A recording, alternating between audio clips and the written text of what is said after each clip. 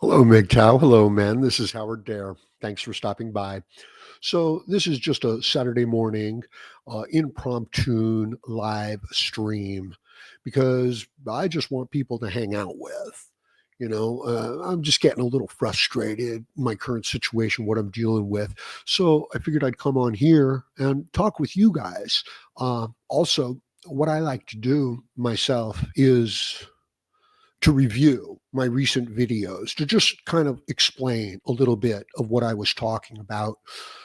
You know, the way I speak about Mgtow, it really is like a 20-minute video that I need to do on a regular basis to kind of explain where I'm coming from, because it's not just a silly reaction video, which can get a lot of views, but it's not just me, putting a picture of a woman up here, or a video of a woman up here complaining and moaning and bitching, and then, giving her a hard time, reacting to her. I'm not too much into that. I'm much more into, basic ideas that are affecting the men right now, the situation. And that's a little involved, that's a little bit of an explanation, right?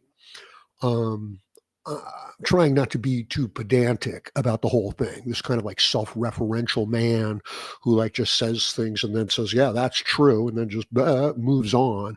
Sometimes I encounter some men who try to give me that kind of bullshit, and I don't appreciate it, right? So I don't want to be doing it with other people either. So I'm just chilling out here, waiting for some people to show up. I don't announce these things. I'll tell you, one of the things that I want to do is I want to prep myself to be able to come and speak extemporaneously. I think it's really important. Like, it's not a script, right? It's an interaction. One of the things I want to complain about is me having to listen to people who are trying to lecture me. I don't appreciate it, not one single bit. It's like, who the hell does this person think they are? Do they think they're smarter than I am? Do they think they have different life experience than I do? Now, I don't care if they want to share their opinion with me. That's cool. I don't care if they want to share their thoughts with me. That's cool. What bothers me is when they're like trying to tell me how to think, how to feel, what's the right way to do things. That's not my place. As a man, I share my ideas, how I'm looking at it. You don't have to go along. I'm fine. As a matter of fact, don't go along with me. Hear what I have to say, and then, mull it over in your own mind and come to your own conclusions. And then maybe come back to me with like, "Yeah, but what about this, Howard?" And I'll be like, "Okay, I hadn't thought of that. It's a fair point. It's a good point." Moving forward, conversation, got to, keep that in mind. Meme Daddy TV. Thanks for stopping by, bro. Thanks for commenting. Believe all women. That's not what I've Amber Heard. Right? Yeah. What a situation that was. Here's the thing. Amber Heard is quite beautiful, very attractive. You know what I mean? What we're experiencing now, this is a new problem facing the men, facing Mgtow. It's related to hoe inflation. The idea that these women of lesser and lesser sexual market value keep inflating their value more and more. So I'm encountering all of these fat, ugly, narcissistic, unhealthy young women. Right? We've got an epidemic of them. They're just reproducing like crazy, and man, they can't do shit. They can't be in charge of anything. They can't even be in charge of their own body. You know what I mean? Right? Oh, wow. This really brings it back, doesn't it? Right?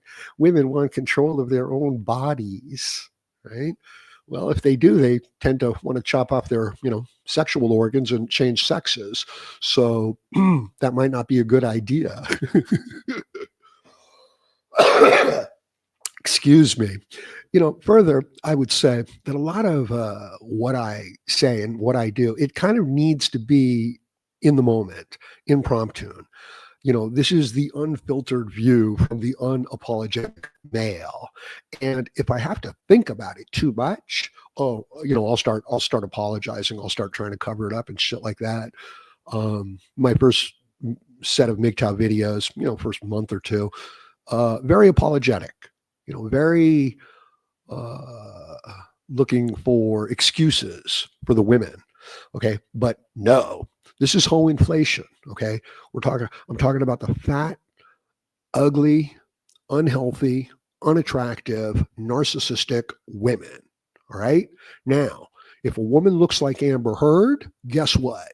She's going to be given some of that leeway from the men, from the system around her. But if she's just some ill tempered, fat, ugly, narcissistic bitch, then what? Okay. And these women are now starting to act like they are running the show. Indeed, they have been running the show. You know, when you're watching news and media and you see a beautiful woman being the presenter, okay, you need to ask yourself, are they giving me a clear message, or are they just using this beautiful woman, to get my attention and then to put in this Trojan horse poisonous message? For indeed, that's what it is. It's a toxic, poisonous message from men and about masculinity to tear it down into the gutter, to make the men and the boys feel like garbage. So then the fat, ugly, narcissistic woman can run the show. And indeed, they have been for a long time now. Now, are things turning around? I think so. Are the people getting sick? Are the men getting sick? Are the other women getting sick of, taking 70, 80% of our tax revenue and using it to perform transsexual operations in other countries? And that's bullshit, right? So if they say, we're sending over $50 million to Guatemala so that they can have transsexual operations, that they're sending a few 100,000 over to Guatemala and they're shuffling the rest to their friends, to their allies. Perhaps they're putting it directly into their pockets, but that's unlikely because that's too easy to trace. Excuse me. I'm just having coffee. Do you know that I wake up at like 3 to 5 in the morning? And you're probably thinking, well, Howard, that's because you go to sleep, at 6 o'clock at night. And I was like, no, I can stay up until 12, 1 o'clock in the morning, and I wake up, before the sunrise on the regular. I've recently tried to cut out even more sugar and carbohydrate. Thanks for stopping by, everybody. Let me look into the chat section here. Meme Daddy TV. That's a pretty good name right there, bro. That's like a channel name. Says, if an 18-year-old man works hard, gets a job, buys a house, has a dog, and manages to financially support himself, then society says, man up and welcome to the real world. Interesting.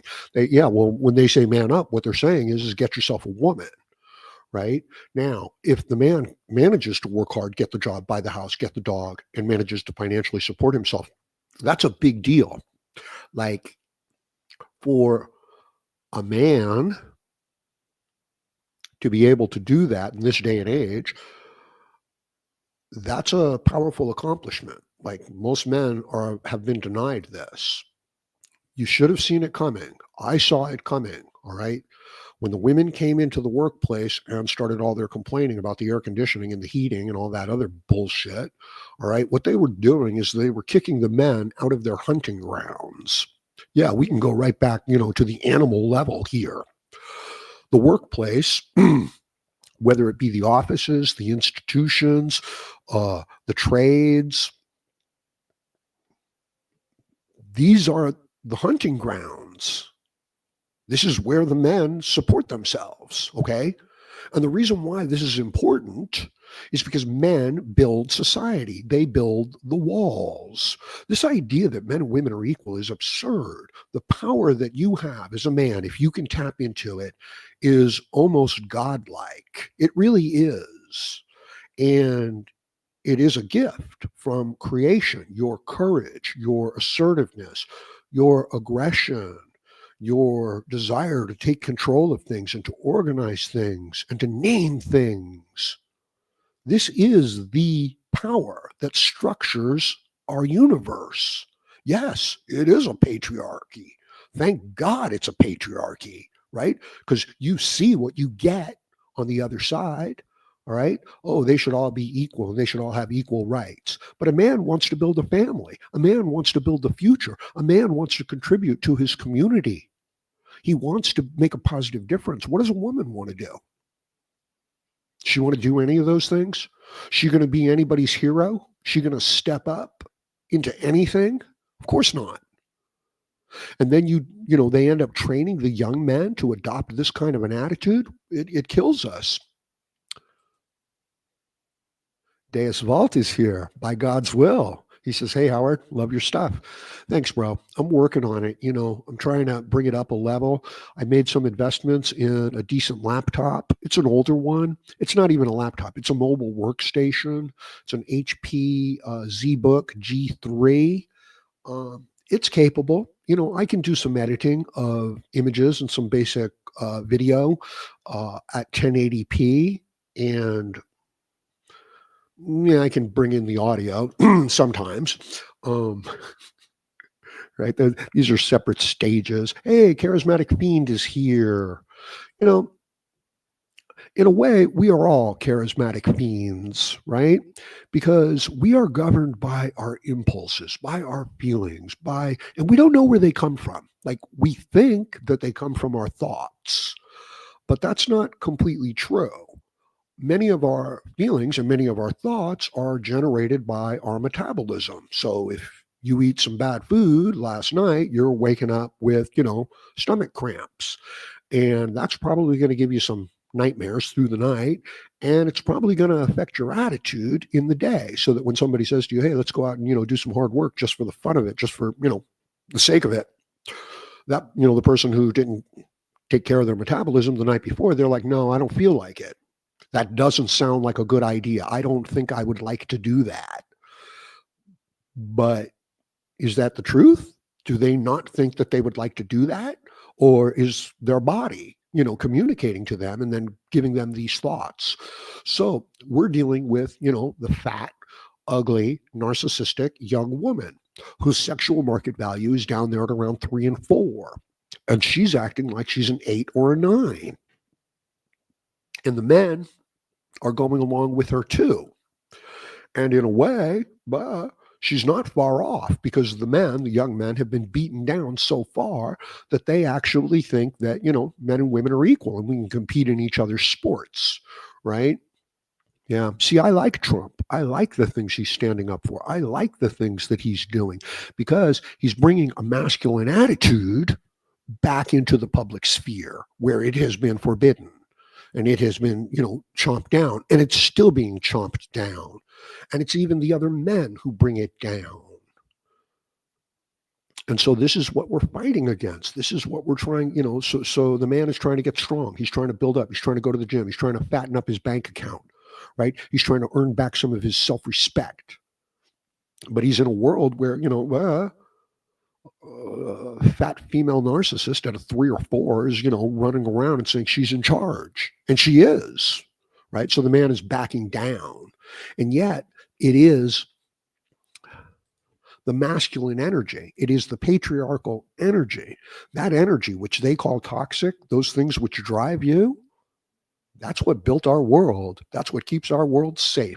That's what sustains us into the future. That's why we have food. That's why we have shelter. That's why we have technology. Okay? And a bunch of fat, weak female narcissists want to step up and say, oh, I'm just as good as you. And they're not. They're not even close. Right? Like if we were in the shit right now and I had some of you men at my side, I'd be fine. It's like, no problem. I got this part, you got that part, you understand the situation, we'll make it through, we'll be okay, right? No, I got a bunch of women there, I got a bunch of weak, younger men there, and I'm not coming down on the younger man. It's not what I mean by that. What I mean is that he's looking to the woman for leadership, or because he doesn't want to offend her and wind up on her bad side. Right? So if you're hanging out with your friend and he's eating a bunch of toxic garbage that's going to poison him, are you like, oh, I don't want to offend him. I'm going to sit down and eat this poison too?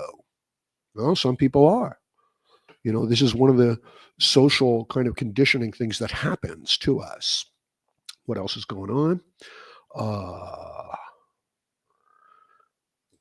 let's see. This is a good one. Can we send the Democrats to Guatemala? Indeed. Okay. Indeed. If this is the way they feel, if they have the courage of their convictions, why don't they go? These pro Hamas college campus demonstrations, why don't these people go over to the Middle East and join up if this is the way they feel? But you understand that it is a rebellious, infantile narcissist who just wants to claim and find fault with the existing system because their feelings are hurt and because they're so important and because they're so entitled and because mommy and daddy gave them whatever they wanted. And when they didn't like it, they could pitch an emotional fit and cause a whole bunch of destruction. And then people would capitulate to them. So the fat, ugly young female, she's a 3 or a 4. She's walking around like she rules the world, for indeed she does. You know, look, this is the whole sin of Adam. He's the one who follows Eve. He could have looked at her and said, "Hey, we've been instructed." What do you think would have happened? Check this one out. What if, the story of Adam and Eve, understand it, as a meta story, okay? It can be more true than truth as a meta story. So what would have happened if, Eve eats the apple, seduced by the serpent, and then she comes to Adam and she says, "Hey, this is pretty good. Give it a try. I think you'll be okay." What if he'd have said no? What if he'd have said, "No, I've been instructed not to do this one thing. I have 100 blessings. I have thousands of blessings in front of me, and I have been asked to not do this one thing. And although it hangs in the back of my mind like a pink elephant, I will respect, I will obey." All right? What would have happened in that story? Now, you want to hear something really interesting? A really interesting interpretation of all of this? I say, what would have happened if Adam had rejected the apple in the biblical story? Okay, you're with me. You understand?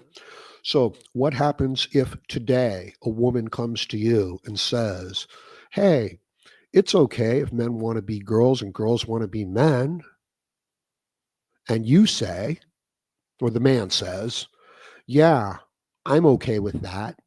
Or what if she says, "Men and women are equal. Women should, have equal representation in the upper echelons of the military. There should be just as many female generals as there are male generals. And their sensibilities, their view of the world should be at least equally represented. And anything that opposes that is anti-human." And what if the men say, "Yeah, okay, I can go along with that"? So what if that happens today? What if the woman comes to you and says, "I want to go here, I want to go there, and we're going to do this and we're going to do that." And the man thinks, "No, those are useless things. It's a waste of time, won't work, bad place to go." But he says, "Yeah, okay." And he goes along with her, just like Adam went along with Eve many years ago. What if this same situation as a meta story is being offered to you 10 and 20 times a day? Eh? Look, I did reviewing one of my videos. These stories, they're not just people. They're not just events. They are us. And what they are going through in those stories are the same things that we go through today. And the choices that they make have the same repercussions as they do for us today. So, what if you wanted to make a story about the Mgtow situation, right? Now, you can't explicitly yell at the man and try to tell him what to do. So you got to make it a story that they get to look at from, multiple angles, multiple interpretations, and then they get to draw their own conclusions. What would your story be?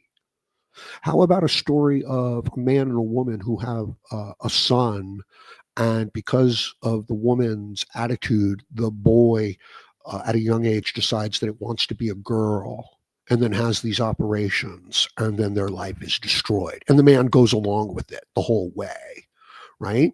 That would be a pretty good story, but it's not a story, is it?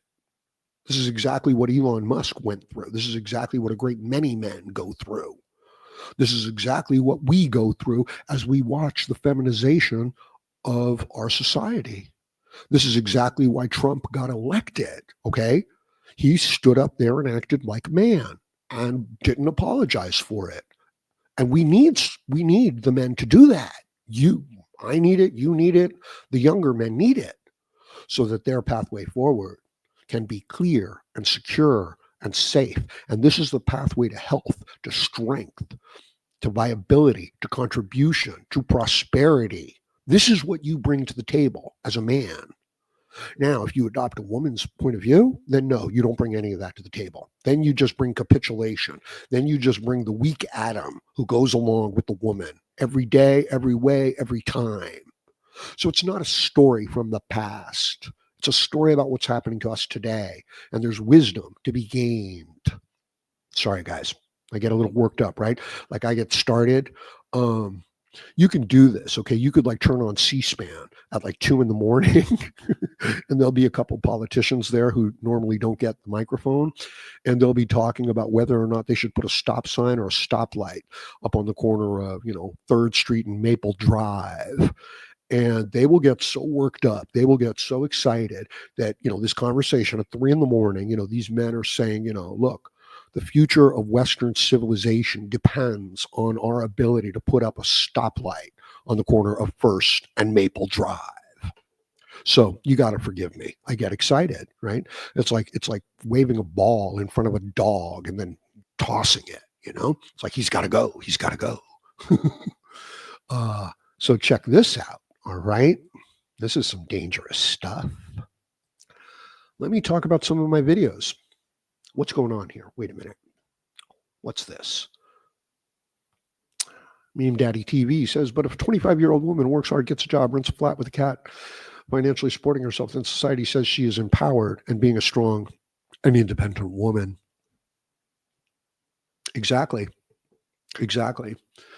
And what if the way that she got her job was by lying through relational aggression and getting a man fired? Okay. And what if the place where she rents the flat is actually, some blue pill simpish man who wants to get together with her? So she really doesn't even have to pay rent. Okay. She can have the cat. And, so what if this whole idea of financially supporting herself is bullshit? Like she only appears to be doing that. She's only able to do that because she was given a job that she didn't earn, that she's, not worthy of. She's really not paying her rent. So she's really not supporting herself financially. This is exactly what I'm talking about. Thank you for bringing it out. Okay. That's right. She steps up like she's empowered, but she's not. Not at all. And now the men who really are facing these challenges, they don't have any of her ways to cheat the system and cut the corners. They don't have it. So when the man does it, he really has done it. When the woman does it, doesn't matter. It doesn't matter. It doesn't even matter to her. And it doesn't even matter in the bigger picture, because all she is, in most cases, all she is selfish. She's not a builder. She's not a man. She's not an organizer. She's not disciplined. She isn't building prosperity for the future. She isn't building a system that allows all of the people to become prosperous and to support themselves. She's just indulging herself. That's all she's doing. Right? So I've got a choice between two quarterbacks. One of them is a hardworking, good quarterback. He's not perfect. He's not the best in the world, but he's there for his team and he's doing all he can to improve and learn. And the other one is pretty gifted and pretty talented, but really doesn't give a damn about anything except the idea that he's the quarterback, he's in charge. If I'm the coach, which one of these two do you think I'm going to pick? And let's even say that the second one is a little bit more talented and a little bit more skilled, and I might win one or two more games with him this season. No, I'm picking the first man.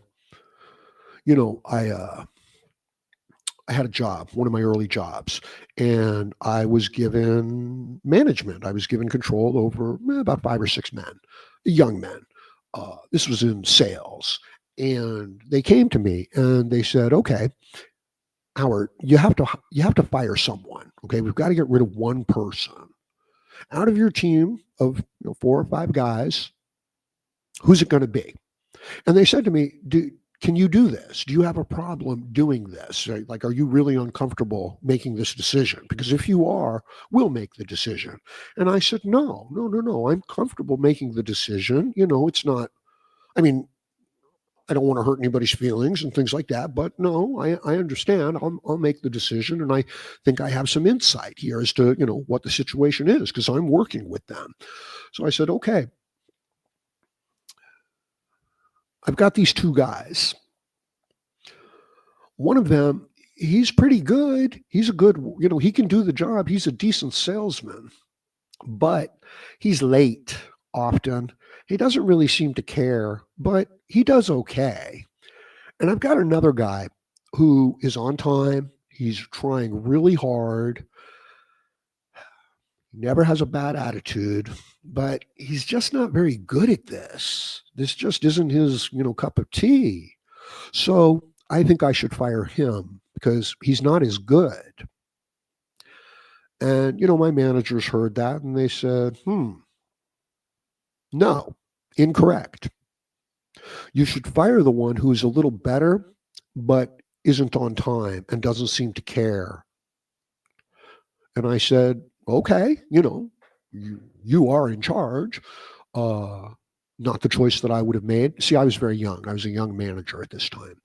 And I let go of the guy who was okay, but seemed to have a kind of lax attitude and held on to the guy who wasn't very good, but had a really good attitude. Now, little time passes. I quit working there. I move on to another job. But 6 months later, I've got to come back to pick up an old W-2 form, right, for my taxes because the government wants a cut of everything. And guess who's still working there? That's right, the guy that I would have fired. Guess where he's working? He's not working in sales. He's in charge of the warehouse. Okay. He's in charge of shipping and he's doing a great job. Character is the coin of the realm. Character is destiny, not results. You see a man driving down the street in some expensive car and you think to yourself, wow, I wish I had that car. I'm talking about myself. Hell, you don't know. He may have just stole that car.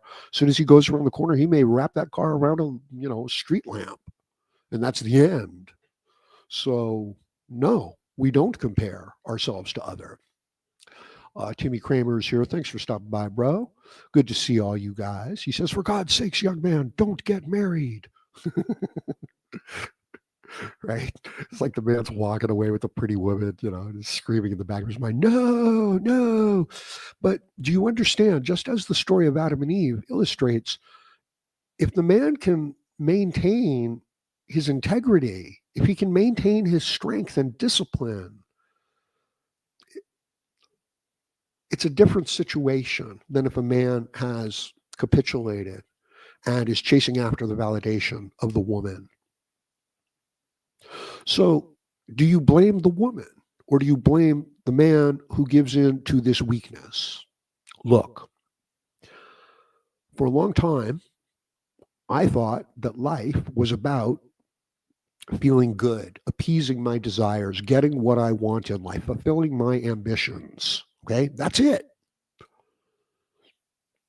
Now, I wasn't going to go so far as to compromise my integrity and my honor or break the law. right? I wasn't willing to go that far. But really, that's pretty much just the purpose of life, is what I thought. And I'm sure that's a lot of what, plenty of younger men think and plenty of older men. Is it? Where does it lead? If that's all you want to do is feel good and get what you want, what kind of life does that lead to? It leads to horrible obesity and terrible weakness and terrible sickness. That is not life. That's an indulgent child that lays on its back and screams and cries and then gets sick and then screams and cries some more. That is not a man's life. That's not even an animal's life. So that's not the answer. Anyway, let's see what else is going on. Charismatic says, everyone wants to get over on everyone else. Yeah, exactly. Right? Because ambition, because we just want to, make ourselves feel good. But is that the way of the good father? A good, strong man in a household, he can dictate anything he wants, can't he? Especially if people are dependent on him. But is that the right way? That's not the way my father was. My father could have beaten me into submission. He could have insisted that I do what he said. He didn't do that. He gave me the information. He gave me the knowledge. And then looked at me and said, "What do you think?" And then he smiled because he knew I'd get it wrong. But then 40, 50 years later, my father's, passed away many years. I'm waking up 4 a.m. to an unfair situation where I'm not getting paid and I'm getting sick. And I say to myself, I just want to give up. And then I say to myself, wait a minute. Remember 40 or 50 years ago what my father said to me? He said, a man gets up and works. That's what he does. And I got up and I worked. And I said, thanks, Dad. So the lessons, some of the things that, the information that we're being presented with today, it's not meant for today. It's meant for, 20, 30 years down the road when you hit the hard times. Why are you going through these hard times now and today? Maybe you need to develop the character so that you can help somebody else further down the road. Right? It's not all about just fulfilling our wants and desires. That's actually a dangerous place to go to. I'm just sharing my opinion. Now, what's this? The cabal wants to keep them men in their pockets and use women to grab them by the balls and steer them into the prison. Truer words could not be spoken. That's right. The women are essentially government status quo hookers, and the government and the highest bidder owns them and is their John. That's why they're so hypergamous. And the reason why they're so hypergamous is because in a real fight, they don't win. In a real fight, even against just nature itself, right? So if all the men disappear out of this world, it's over. If all the women disappear out of this world, it's over, but it's going to take a generation.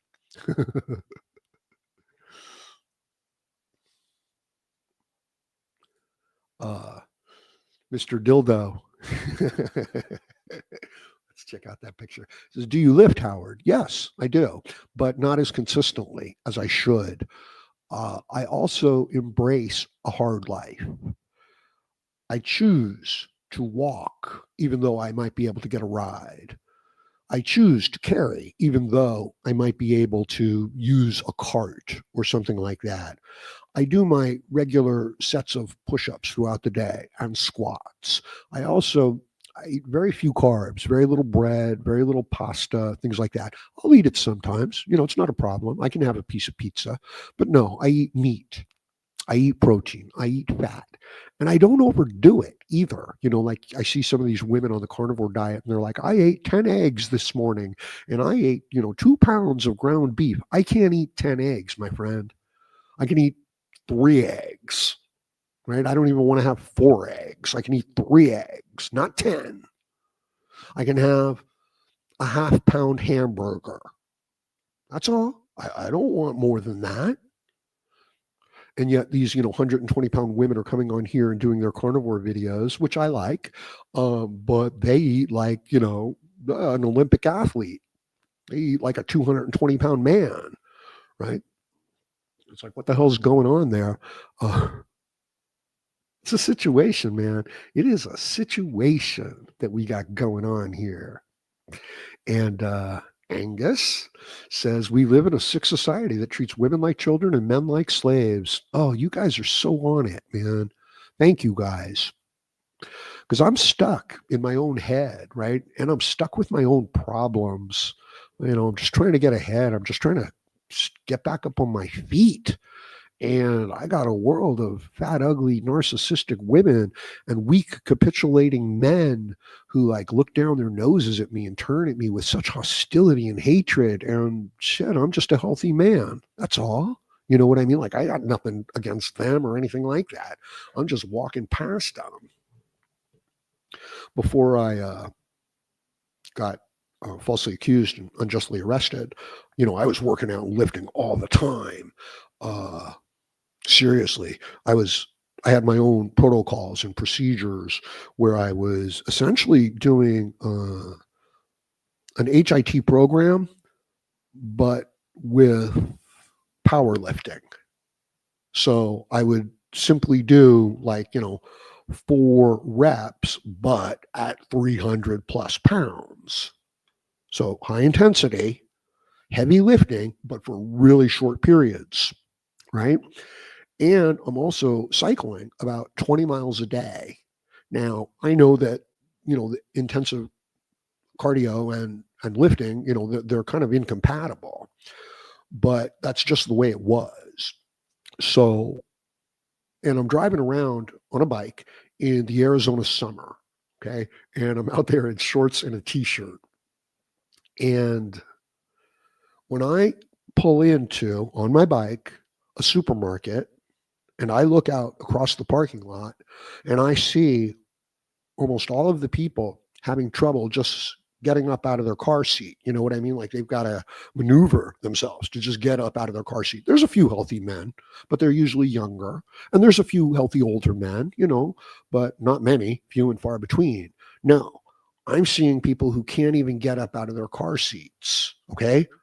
As I said, high intensity training to powerlifting with 20 miles a day cardio in the desert heat in the middle of the desert, in the middle of the summer. Okay. So I bound. I don't even move. I don't walk. I bound across space with the ability to like change directions in the blink of an eye. So it's outright frightening. Okay. I'm not hostile. I'm not aggressive or anything like that. It's just at that size. Yeah. The protocols that I mentioned to you, those aren't the only protocols that I'm working with at the time. Okay. Androgens. So when I move, it's frightening. It's like, what the hell is that? And the children, they stop and they step behind the skirts of their mothers and they point at me and they turn their head sideways, like, what is that? And I was proud. I was a proud man. So when they did that, I held my head up. I stuck my chest out. I moved my shoulders back and I thought to myself, that's a man. And someday you may be one as well. And I walked on. Little did I know that some of them, the women, uh, decided that that made me a target. And that's part of the reason where my false accusations came from, just from being able to be a man. That's it. Right. So if you're proud, if you're strong and you're healthy and you're around people who lack those qualities, don't show off too much. Don't be too proud. Kind of slow yourself down a little bit, walk at their pace. Yeah, that was a mistake I made, to be too proud of being a man. And I paid a terrible price for it. And now I'm recovering for it. But now I'm 10 times wiser as well. Now I can share with you that if you step into the herd, if you step into the crowd, you adopt their pace. Now you slip out of there as soon as you can. This is just my advice. Okay. I wish I had done it. Okay. Just back to the comments section. Stay single, guys. Yeah. Yeah, I'm afraid so. This is just my take on it, right? I don't see meeting up with finding, the good woman. I don't see it. She's been poisoned. Like we hear stories of the men in the earlier days of Mgtow who would go to the third world countries, get themselves a wife, and bring her back here with the idea that a good submissive wife that respects the man, respects the woman, fulfills her role. I was like, nope, that doesn't work. As soon as they get in here, as soon as they see the resources and the power available to them, no, they adopt. That's what women do. Okay. They don't earn their way, they don't go their own way. They adopt the ways of others and then they take them over. Right? This is why the young man can meet up with the woman and she's like, yeah, it's you and me against the world. And she's on his side. She supports him and it's helpful. It empowers him. Um, but then over time, it's no longer, you and her against the world. It's her and the world against you. Sad, man. Okay. Ooh, this is a good one. Damien says, do you know why single men live longer than married men? Because they want to. That's a good one. Yeah. Look, if the man can maintain his happiness, his motivation, yeah, I think the single man will live longer. But if the man becomes broken in spirit and loses hope and gives up and says, I'm just going to exist until I die and I'm just going to get by, I don't know. I don't know. See, this is my argument against the black pill. I don't think it's part of Mgtow. I think that it's a capitulation. It's a giving up. It's too much of a surrender. Understand, great philosophers, great thinkers throughout time have had this same argument. This isn't like, oh, Howard Dare is saying blah, blah, blah. It's like, no, this is what Nietzsche was saying. This is Nietzsche's disagreement with Schopenhauer. Schopenhauer is like your first black pill Mgtow. No, he's not the first. That's the point, okay? These stories are in the Bible. And again, they're not ancient histories about people and things that don't matter to us. They're the same things that are happening to us today. They're the same moral crisis, the same questions, the same difficulty. Evil is evil. Weakness is weakness. Goodness is goodness. It doesn't matter. 1,000 years ago, 10,000 years ago.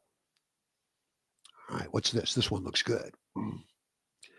Anti-maleism is just one part of the puzzle, in my opinion. Anti-whiteism, erasing of opportunities and financial resources, inequality. I agree. I mean, these things are part of the situation right now. Yeah. So when the companies say that they have DEI policies, what they're saying is no white men. That's all. No white men. And very few white women, but some. That's their enlightenment. No white men. And when the female pilots are sitting in the plane, they're not flying the plane. The autopilot is flying the plane. And if anything goes wrong, they don't have the skill set. They don't have the discipline. They don't have the courage to deal with the situation. So who's flying the plane? When they say, we're a DEI company, and their women are flying the plane, who's flying it? The men who built the autopilot are the people who are flying the plane.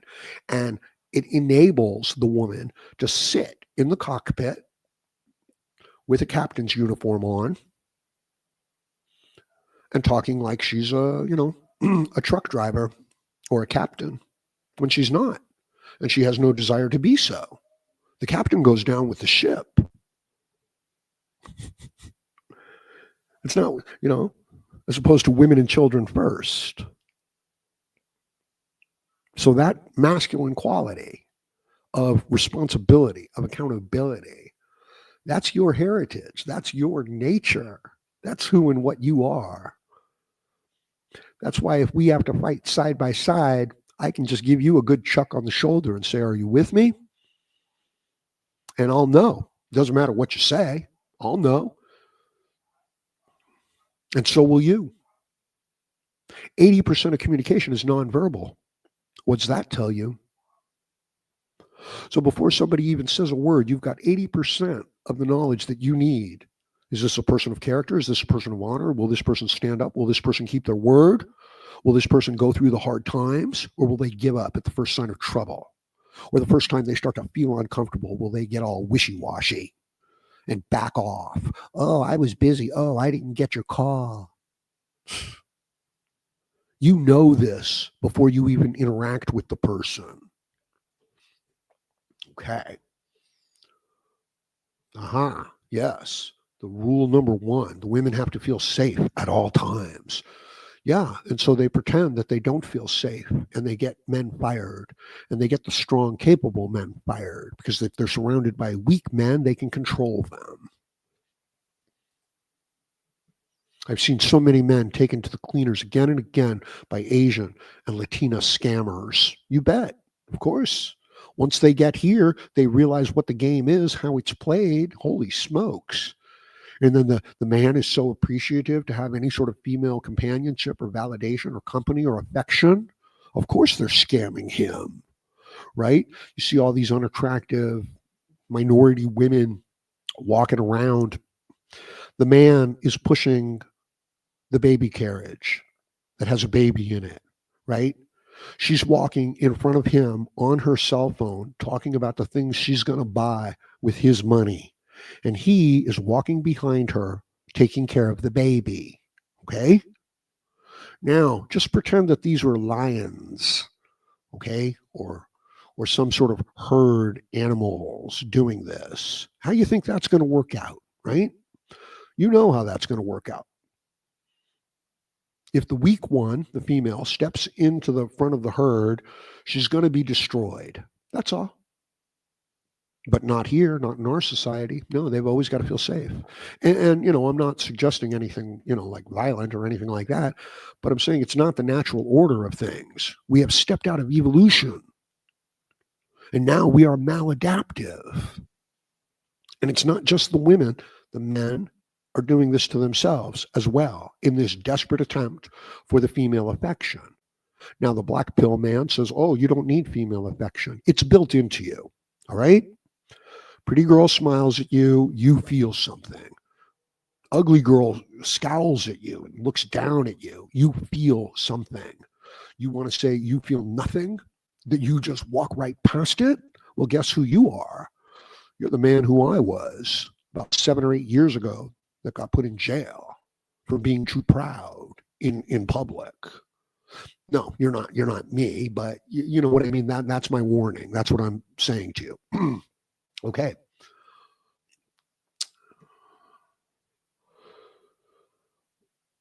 Can you explain why it is, in fact, important what a man chooses to wear? Not just clothes, but how he wears his hair and his jewelry. Well, I think these are social cues. You know what I mean? We're walking around and we're interpreting social cues, not necessarily communication. How does this person look? Are they attractive? Are they healthy? Are they wearing expensive clothes? Now, I would say, this is just me, that these things are important for how the man feels about himself. So let's say that the man is putting on the expensive clothes to impress the woman, okay? And let's say that she pretends to be impressed. Maybe she is, maybe she isn't. I don't know. Now the man feels proud for this false image. That's a trap. But let's say that the man wakes up and says, yeah, I got some nice clothes, got a nice pair of jeans, got a nice t-shirt. I'm not going anyplace special. This will do just fine. I think that's a stronger approach. Like I'm not so worried about my hair. Like it's neat and it's trim, but it's not like a big thing of pride for me like it was when I was younger. I've never worn jewelry. I've always recognized the danger of, a ring or a necklace getting caught into a piece of machinery or, walking past a nail or something that's sticking out and it catching. Uh, yeah, that's an interesting part of Black culture, right? The idea of, wearing all the ornaments and all the gold and stuff. I think it's a signal to the women. I think that there are instances where a man is taking care of himself and is well dressed. Okay. Like when I was going to court, here, check this out. I'm going to court, right? Serious charge. I got nothing. I don't even have clothes to wear. I don't have nice shoes. I've got nothing. Rags is what I have. And I'm in a house, like a drug treatment program, even though I don't have a problem with drugs. And there's a new female manager who comes into the situation. She's cool. She's nice. She's white. She's divorced, but you know, I got no problems. Uh, I get to know her. She gets to know me a little bit, just socially. She says, so what have you got to wear to court? And I say, I've got nothing, right? I've got whatever the courts, might donate to me. And she says, well, that's not acceptable. You're going to die if you do that. And I said, yeah, I know, but not allowed to work, not allowed to make money, got to go to trial. And she says, yeah, no problem. And she sits down and spends about $200 on me to buy some decent clothes to go to court. And you know what? I was the best dressed person in the whole courtroom. Yeah. Well, not compared to some of the women, you know what I mean? But no, I looked pretty good. And I think it helped me as well. So it's not nothing. And if it can kind of help your attitude about yourself, I'm all for it. But if it's in this desperate search for validation and approval from women, then no, I think it actually works against the man. Let's go on. Here was another comment. It says the female captain can rip the stripes from the shoulders and be the first to grab a parachute. Exactly. Oh, here's a funny story, right? This is an older story of ships at sea.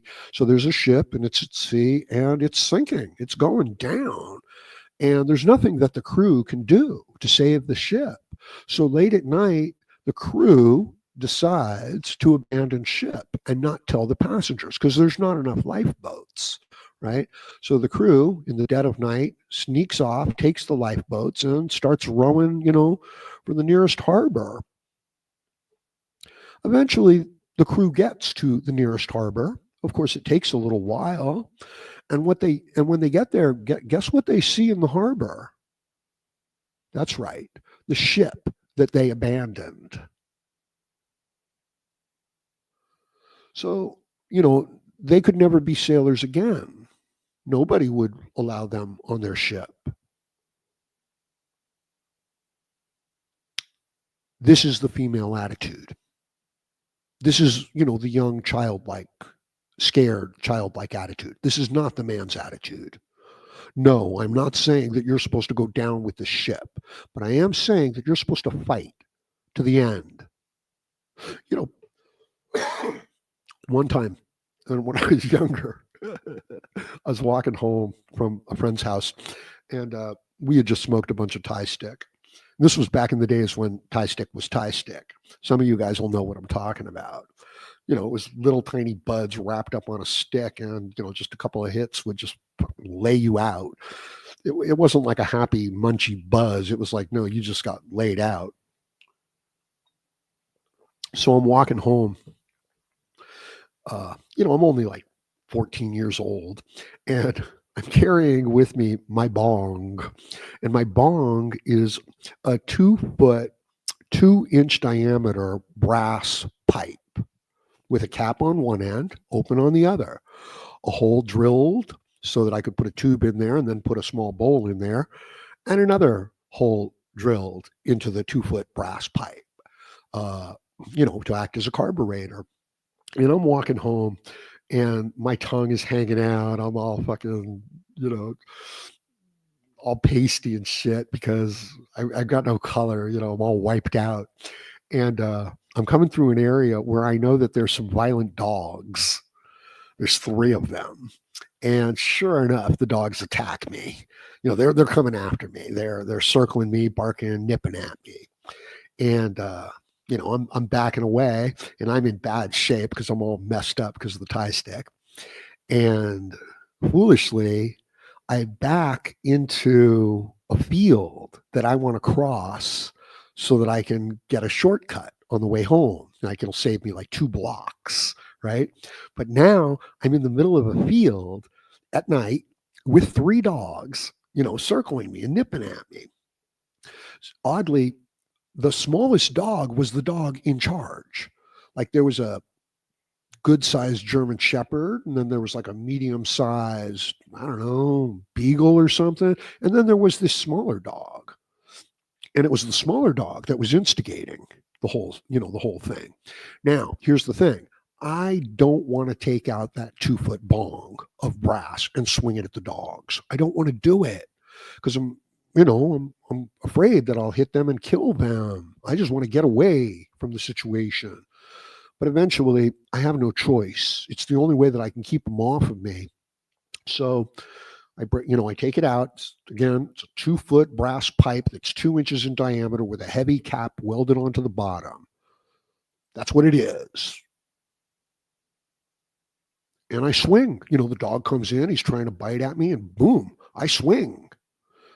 Do you know how fast that dog was? That dog was fast enough that he could be nipping at my heels, right? And I could swing, and he could jump out of the way. And then before I completed the rest of my swing, he could jump back in on me. That's how fast he was compared to how, fast I was. And it wouldn't have mattered. It wouldn't have mattered, if I was Derek Jeter, okay? That's how much faster the dog was than the human swing. So I kept fighting my way across the field, backing up one step at a time. Goes on for, I don't know, maybe, 15, 20 minutes. And I think to myself, I'm not going to make it. I'm not going to make it. I'm too tired. There's too many of them. They're getting more violent. I'm swinging with everything I've got, and I'm nowhere near them. And I think, well, maybe I should just quit. Maybe I should just give it up. Maybe I should just drop the pipe and fall down on the ground and let them rip and tear me. And I said, oh, fuck no. No, no, no, no, no, no, no, no, no. I cannot do that. I cannot do it.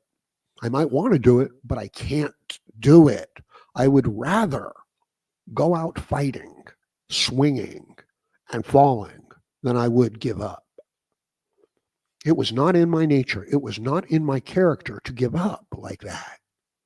I had another situation and I'm saying it's not in the male character to give up.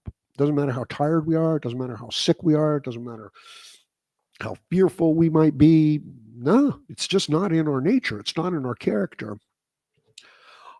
Another time, hit the like button for me, everybody.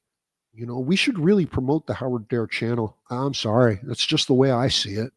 And I'm not saying that for any sort of gain or any sort of popularity. I've already been there. I've already done that. It's empty. Okay. It's a terrible feeling having, 75,000 subscribers and, you've got 10,000 views on your video and you got to put out a video every day or else you're falling behind. That sucks. I don't want to do that. I've done that. I didn't like it. Right. So if you see people getting a lot of views and just putting out all this ton of content, again, don't envy them. You don't know what they're going through. What's this? Yes. I often use the trick dress at the boss, but not better. But if the boss is female, I don't know. Yeah. Never shame the master, right? Never outdo the master. Don't dress better than your boss. They don't like little stuff like that. Some men would be fine with it, but others not so much. I also want to hear the story of how you got jail time with details. Well, I went shopping Christmas, and I was who and what I was. I stood out like a sore thumb. Big guy, 220 pounds, solid muscle, moving really quick. And some of these details are pretty ugly.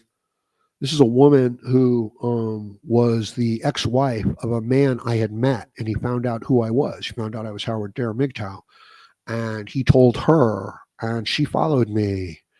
And in the store, she came over to me and interacted with me, and then she falsely accused me of, like groping at her.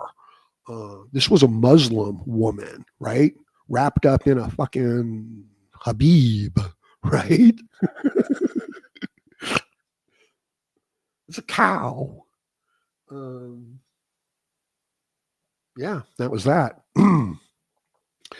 Now, there was no evidence because it didn't happen, which was weird in and of itself, right? Like if somebody says, "Hey, this happened," it's like, well, then why isn't it on camera? Um, so they were like, "Well, he knew where the cameras were," and it's like, well, I don't give a. Nobody knows where the cameras are. Nobody knows which cameras are on or off, right? So they just bent over backwards to come after me and to prosecute me. And I wasn't going to have it. I was going to go to trial.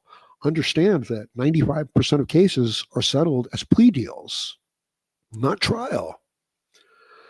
And then the ones that go to trial, like 95% of them end up with a guilty verdict. Okay. So I go to trial and I'm looking at serious time. There's no proof. There's nothing to substantiate it. There's 100 inconsistencies. The police act like they have evidence, but they don't. You know what I mean? They're just after the fact. They're just coming in there and saying, "Oh yeah, she was upset and she was crying and I felt bad for her."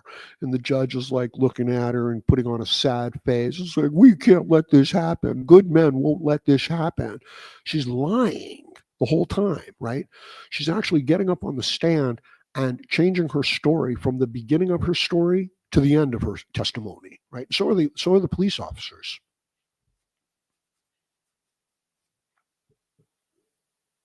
And all I can do is sit there. It's one of the hardest, most difficult things you can imagine. You got a whole world lying about you, telling bullshit about you, and trying to kill you because you're a strong stand up man. And they resent that.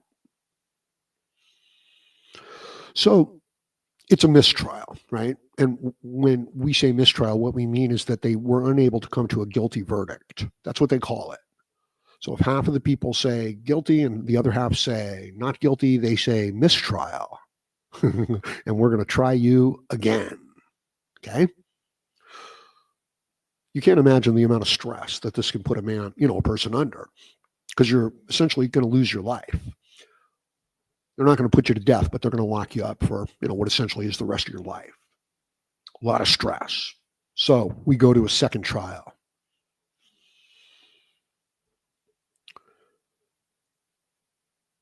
Now, the prosecution shores up their case. They take any of their, little problems that they had in the first case and they try to cover them up, and they take any of the mistakes that they made in the first case and they don't go down that road.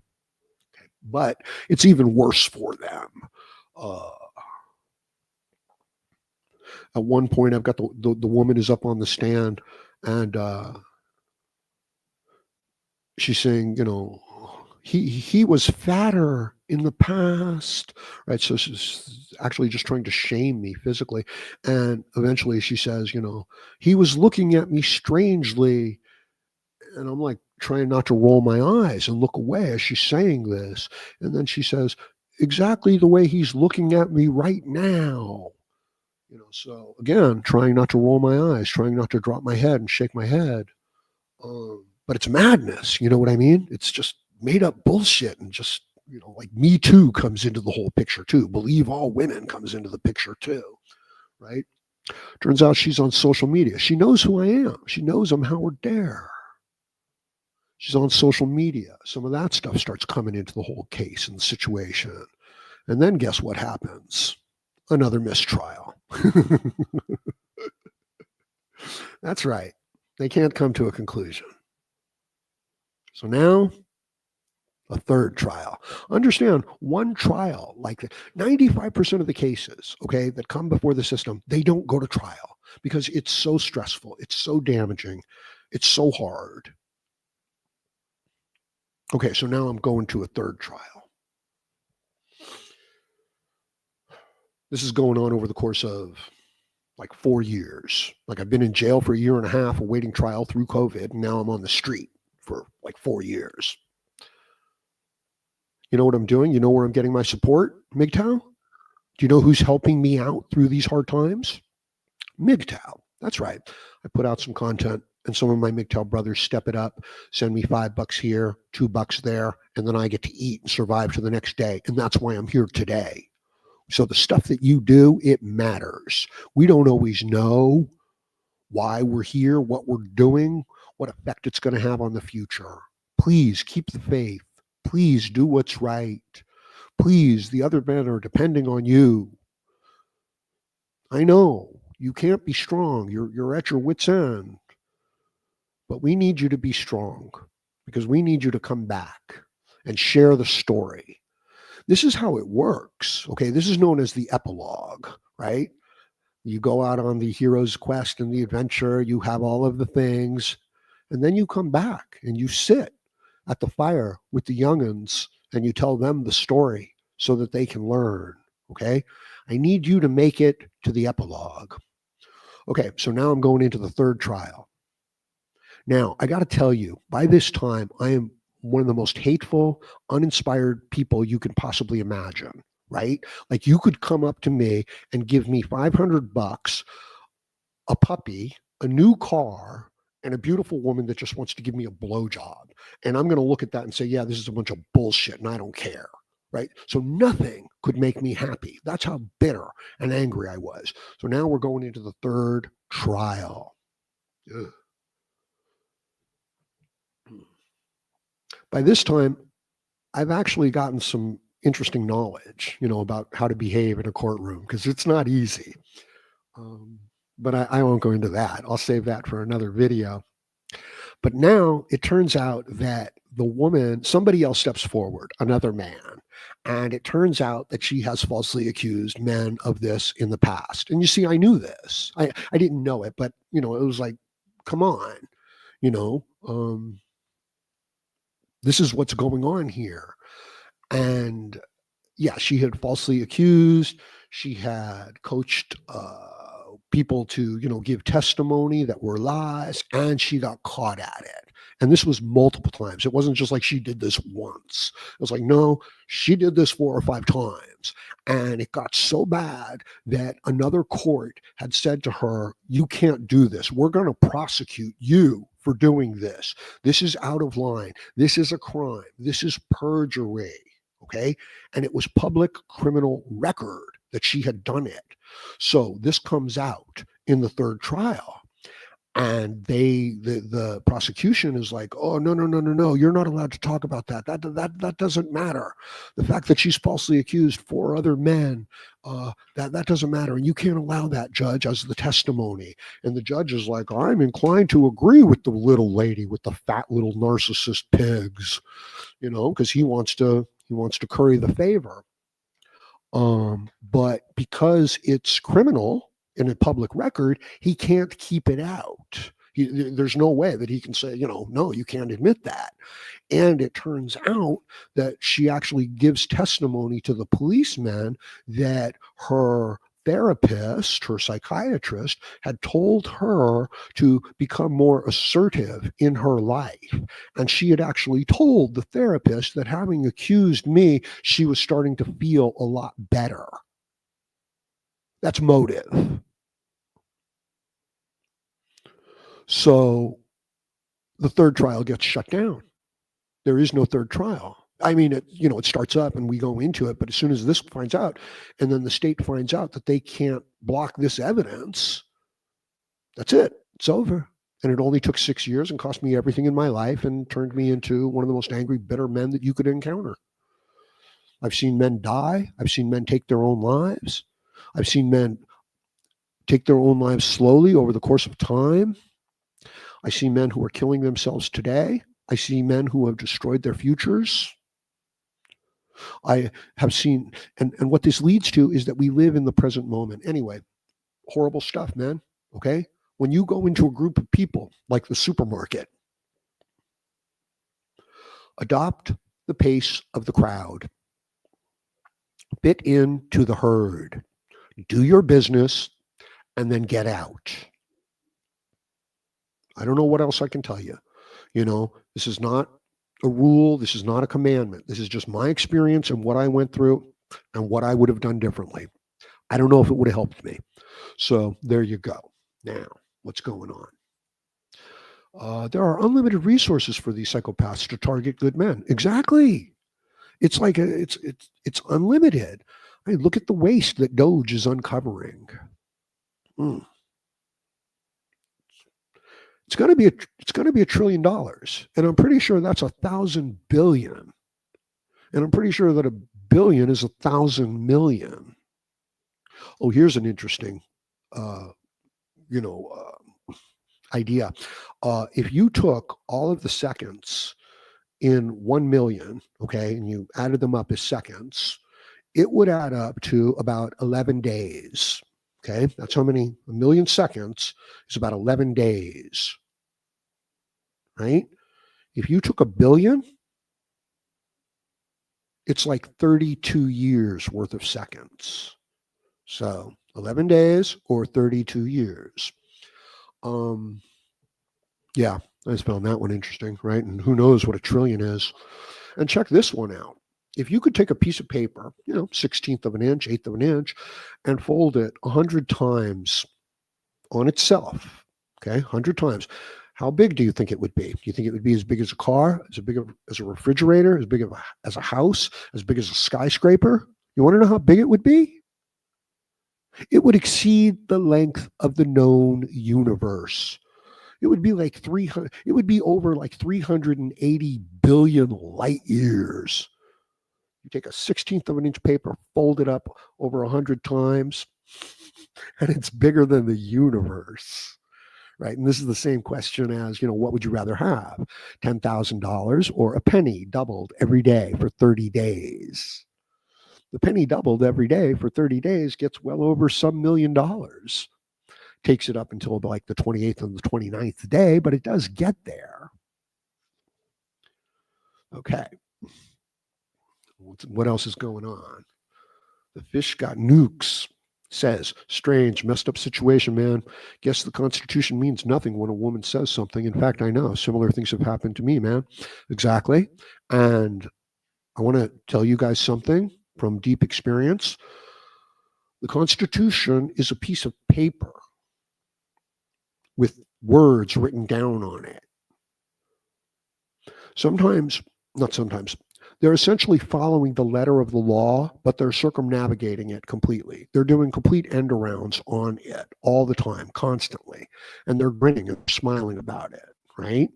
So you could be in a county jail and they can say, we're shutting down the bathrooms for 3 days because we're afraid of violence. Anything. They can come up with any excuse they want. They can do anything they want. And as long as they have the right excuse, these things in the Constitution, they mean nothing. It's lip service. So don't get yourself in trouble because there's nothing these people won't do. What's this? Tried 3 times, double indemnity doesn't count on mistrials. No, it doesn't. That's exactly right. After my second mistrial, the judge, look, I don't know if he was a bad guy. I don't know. He was actually kind of funny. I said, he said, do you have any questions? And I said, or rather, I, said, I have a question. And I said, how many times can they do this? And he looked at me and he said, theoretically, indefinitely. They can charge you on false charges, hold you, and try you as long as they want. There's no, 3 times. No. Theoretically, they can do it as many times as they want. And they do. And that's why 95% of the cases end in plea deals. What's going on here? He says, yes, very important. I try to save money so I can have a small emergency fund for me and my friends and family. Exactly. Okay. This is the idea. You bank up a little bit of money, maybe 1,000, maybe 5,000, maybe 10,000. Okay. And you leave it there. You don't tap into it. You just leave it there. You go about your life. You earn your weekly, monthly income to cover your expenses in life. Now something comes up. Maybe you need a car. Maybe something breaks down. Maybe you got to replace the water heater. Okay. Now you can go into your, $1,000, $5,000, $10,000 fund. You take a little bit out. You take care of the emergency. Maybe you help out a friend. Maybe you've got a good friend who went through something. You know it wasn't fair. You know it wasn't right. And you know that without a little bit of help, this man's not going to be able to get back up on his feet. And he's a good man. Maybe it's your brother. Okay. Now you tap in, to the barrel. You take a little out. You deal with your emergencies. You get back to work. You refill the barrel. Okay. You refill it back up to the top and you leave it there. And the thing is, you only have to do this one time in life. That's it. One time in life. And then you've always got that behind you. And it doesn't have to be much. The problem is, here, you can't do it. Okay. I can't do it because we have been broken down. We live day to day, moment to moment. Here, help me out if you can. Please send me over $5 for Cash App. Please. I'm asking you. Okay. But here's the thing. I have to spend it on food for today. I can't save it. I can't buy a microphone. I have to buy food for today just to get by for today. Right? I've told this story before. It's an old Western movie. There's a gunslinger sitting on the train and a cattleman comes onto the train and sits down next to him. He recognizes that he's dealing with a gunfighter. And he says to him, you want to know how to get an animal to do whatever you want? Gunfighter really doesn't care, just shrugs. And the rancher says, feed it just enough to get it by to the next day. No more.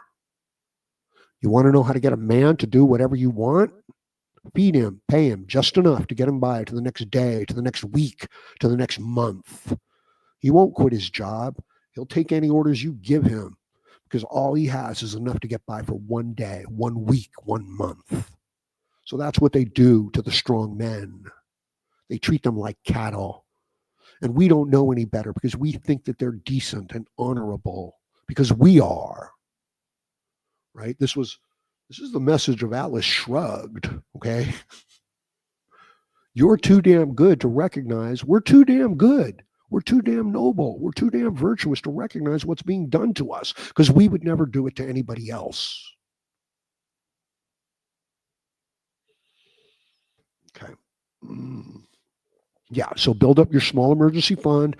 You only have to build it up one time in life. Tap into it when you need it. Refill it when you've used it.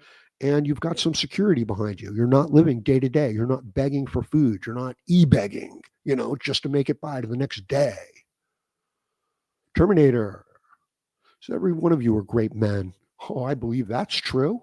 Now, does that mean we're perfect men? Does that mean that we haven't done some things that we might be ashamed of that weren't right? No, it doesn't mean that. But this is how we learn. This is how we grow. This is how we become what we need to become. Who is this that gives counsel without knowledge? Anybody got an answer on that one? What and who is it that gives counsel, but without the knowledge to back it up? In other words, you've got somebody telling you what to do, but they're not telling you why. Who and what is it that does this? And who asked that question? Fish Got Nuke says, that is outrageous, man. How did you get convicted on that? Absolutely outrageous. I wasn't convicted on that. They don't have to convict you. They need only indict you and hold you and bring you through trial. They offer you plea deals, and if you accept the plea deal, that's a win for them. And if you don't accept the plea deal, you go through trials until they get it right and or they destroy you. I wasn't convicted.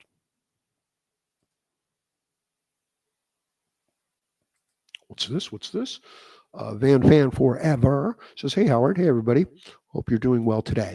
Well, it's a nice day out here in Arizona. It's beautiful out here. So yeah, I'm doing okay. I could really use some support over on Cash App. Even like $5 would allow me to get some food. Um, let's here. Let me flash that. Right. Uh, just getting a link. Here we go. Yeah, if you can, any little bit, help me out over there on Cash App. Help me out with some Bitcoin too. Right. So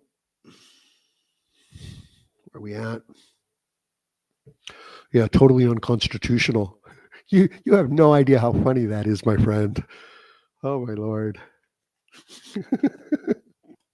Right.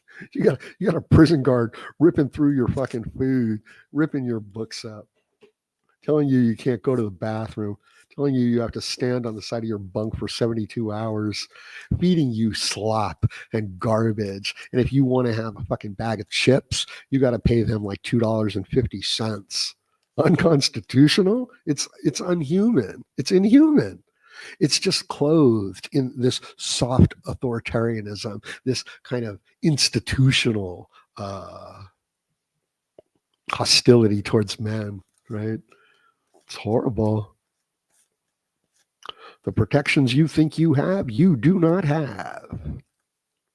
And when they say to you, anything you say can and will be used against you, most men do not understand what that means. You think you understand what that means. That's why we use words like constitutional. Okay. What that means is that anything you say or don't say, anything, everything will all be used against you. All of it. So if you say, I'm innocent, I didn't do that, that's going to be used against you. If you say nothing, that will be used against you. Can and will. See, that word can makes it sound like it's conditional, but it's not. It should really just be anything you say will be, anything you say or don't say will be used against you. It's their job to convict you, not to find the truth. They're not searching for the truth. They're not searching for justice. It's an adversarial system. They will take any misinterpretation, misrepresentation of the facts in order to win. That is all. So it's not justice. It's not doing the right thing. It's not ethical. It's not tied to our morals. It's an adversarial system. That is all. And these people do, and you want to know why they do it? They do it for money. They do it for 30 pieces of silver. They don't care. All right. So that's pretty much what happened to me there. That only works on normal people, not psychopaths or sociopaths. Yeah, exactly, right? Indeed. It's crazy, but it's true. There's a lot of things that are set up like that, and we just don't realize it. Much appreciated. Thanks in the same. Moving on to more comments. Well, Mgtow aside, I hope you guys all come to believe in Christ. That's fine. That's good. Absolutely. Find something to believe in. Okay. Find something larger than just, your own wants and desires. As I was saying earlier, yeah, that's a big deal. Like I'm hungry, right? I got people giving me a hard time that you can't even imagine. I got people stealing from me. I saved up. I bought a bike.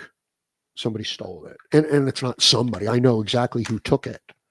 And they took it because they're a serious drug addict. Still doesn't justify stealing it from me. And if I say, give me back my bike, they'll be like, oh, but he's a sick little drug addict and he's dying. I was like, yeah, well, I didn't shoot him in the foot. He shot himself in the foot.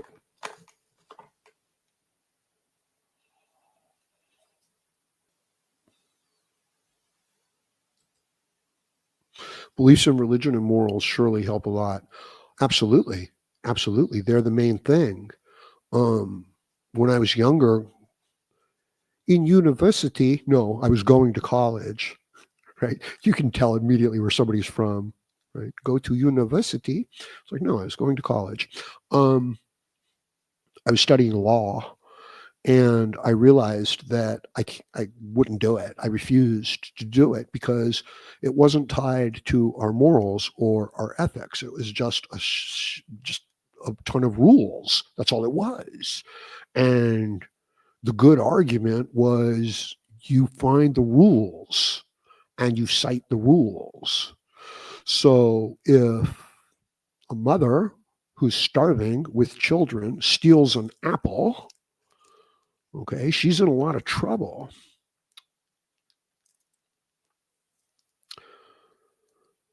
But if the son or daughter of a rich man burns down an entire company where many people were employed to feed their families, it's not a problem. There's no punishment there. That was his company. It was his father's company. So it's not tied to our morals. It's just tied to a bunch of horrible rules. Yes, beliefs in religion and morals, your guiding principles, your core values, what you think is right as a man for your life. Yeah, that's like the most important thing. So I agree with you there. Look, Howard Dare has commented on the Howard Dare channel, and he says, support the channel, Cash App donations, https:// Cash App. No, I'm not going to do that to you. Uh, yeah. Oh, wait a minute. Or Bitcoin donations. Oh, shit, I can't smoke here. I've just rolled up a cigarette. And it's just instinct for me to put it in my mouth and to light it up, right? But I can't do that. What's your Cash App? It's is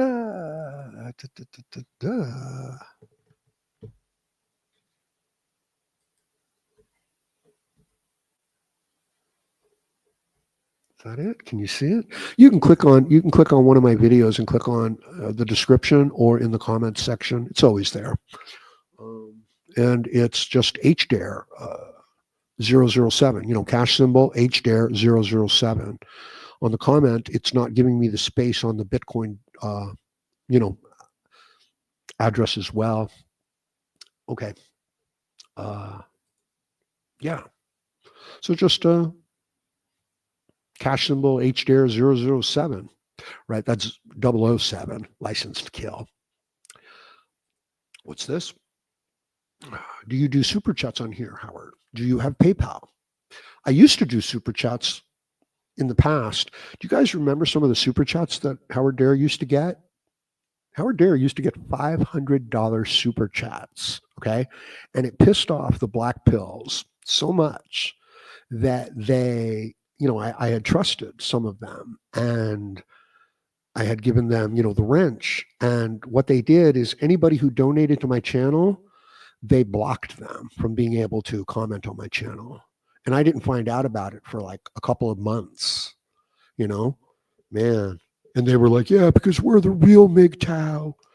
And I was like, you guys are pieces of some guys are pieces of shit. You know that, right? And the idea of sitting around and bad mouthing other men and saying, I think so and so is married. I got a comment the other day. I put out a video and the comment was just, where's your wife? And then a couple smiley faces, like I'm dealing with some sort of fucking genius, right? I'm not married. I've never been married. I don't have any kids. Jesus, I can't even keep a plant alive. I found a seed about 6 months ago, cannabis, nice, and I planted it, and it had a little problem, but I'm good. I've got some experience, so it was okay, and it grew, and it got strong, and it was beautiful because it's life.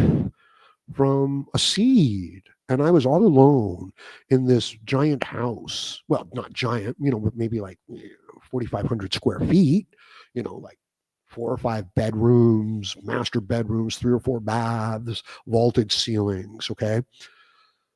Strangely, I live really well, even though I have nothing. I don't know. It just works out. As far as housing and zip codes go. But I was pretty much in the desert at that time too. But I grew the seed and it grew and it was beautiful and the plant was doing good. And then one day it got so strong. The leaves were just standing up and praying, and it was so strong and doing so well. And I had it in a little Dixie cup and I needed to transplant it. But I didn't have any soil to go into. No, I could not just pick up the clay sand around me. I tried to. I couldn't buy a $5 or $10 bag of Miracle Grow to put my new plant into. And you got to know that that one little plant, I could have taken 10 clones off of it. You know what I mean? Like I could have, and in another few weeks, I could have taken 10 clones off of each of those 10 clones. So, but no, the plant died. And I tried everything and it broke my heart. You know what I mean? Every day I was like, oh, I'll transplant it here. I'll loosen up the root ball. I'll dry out the soil so that it'll have some more. Nope, nothing worked. Nothing worked. And I think it was just that it had used up all of the calcium in the soil, not the nitrogen, but the calcium. And it had gotten so pretty and strong before, it was just like, it looked incredible. It was only about 4 or 5 inches, but yeah. And then it died, and then slowly it died because I tried to work with it for many weeks. Um, no, when you got a healthy plant, transplanting plants is easy. I take hundreds, well, dozens of clones and plop them in here, plop them in there. They are so strong. They are so hardy if they're in the right conditions. And you know what? So are you as a man. You're strong, you're hardy, you're adaptable, you're good natured. You want to help, you want to make a contribution, you want to make a positive difference, you want to be appreciated like a good dog. And I don't mean that in a bad way at all. You know what I mean? Like a loyal member of the pack. It's beautiful. And yet we live in a situation where any man will stab any man in the back. A brother will stab a brother in the back for a pretty girl or a job, or will put him in jail for 30 pieces of silver. Mm, okay. Oh, yeah. I don't have super chats anymore because I refuse to monetize here on YouTube. I could, I have enough, but no, I will not let them put advertisements up here. And let me tell you why, okay? And this is really, really important. This could save your life. This could save the life of somebody you love. This is critically important, okay? And this is the reason why I don't monetize my channel so that I could get super chats. Okay. And this is a life saving bit of information. Perhaps the most important thing you will hear for a very, very long time. Are you ready? I'm about to tell you what it is. But first, a word from our sponsors. How would you like to be the great man that you've always wanted to be? How would you like to lose all your weight? How would you like to have a pretty woman? That's why. I will not have my message diluted by some cheap little huckster advertisers. Okay? No cookies for Santa? Okay? That's not going to come in here. That's not going to interrupt me. There's no sponsors here. You are the sponsors here.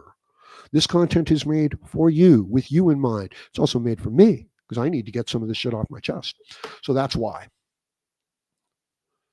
Okay. Dirtbag Deluxe. Oh, you guys are so smart. I was sent something though. I don't know what that means, bro.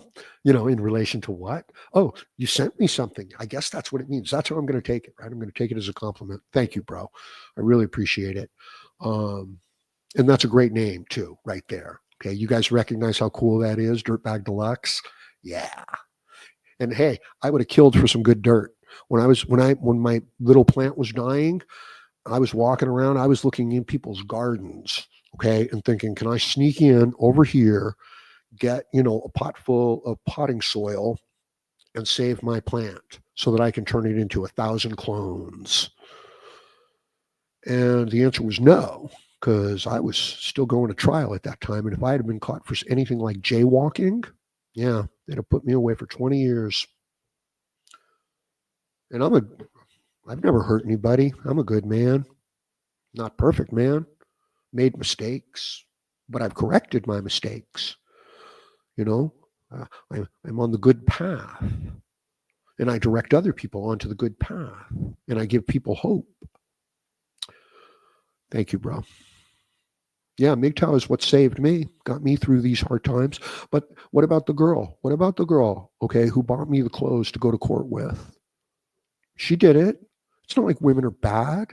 It's not like you should be hating on your sister or your mother. Or maybe you're working with somebody you got a ride into work with, you exchange a few jokes with. Come on. Any man who tells you that you gotta turn away from that. Now, be careful. Okay. Yeah, be cautious. Absolutely. So that's what the red pill knowledge is. It's the insight to the female nature. And then you, as your own man, decide how to move forward. And you know the stories of some of the other men. So you're cautious and you're careful. But of course, you have desire. Of course, you have ambition. Of course, you are flattered. Of course, you want to have some nice clothes once in a while. Yeah, so she bought me the wardrobe to go to court with. Not for sex, not for anything, but just because, she saw me in need. She was in a position to help, and she did so. That's a good person. It's got nothing to do with Mgtow. It's got nothing to do with, oh, the women are this or that. Like, no, that was a good person. She was crazy. Like I wasn't going to have no relationship with her. Right. But I'd be friends, hang around, talk, give comfort, receive comfort. No, again, I don't mean sex. And this doesn't make me a blue pill simp.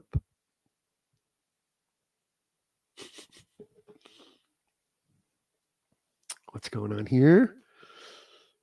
He says, I need some of that pheromone soap.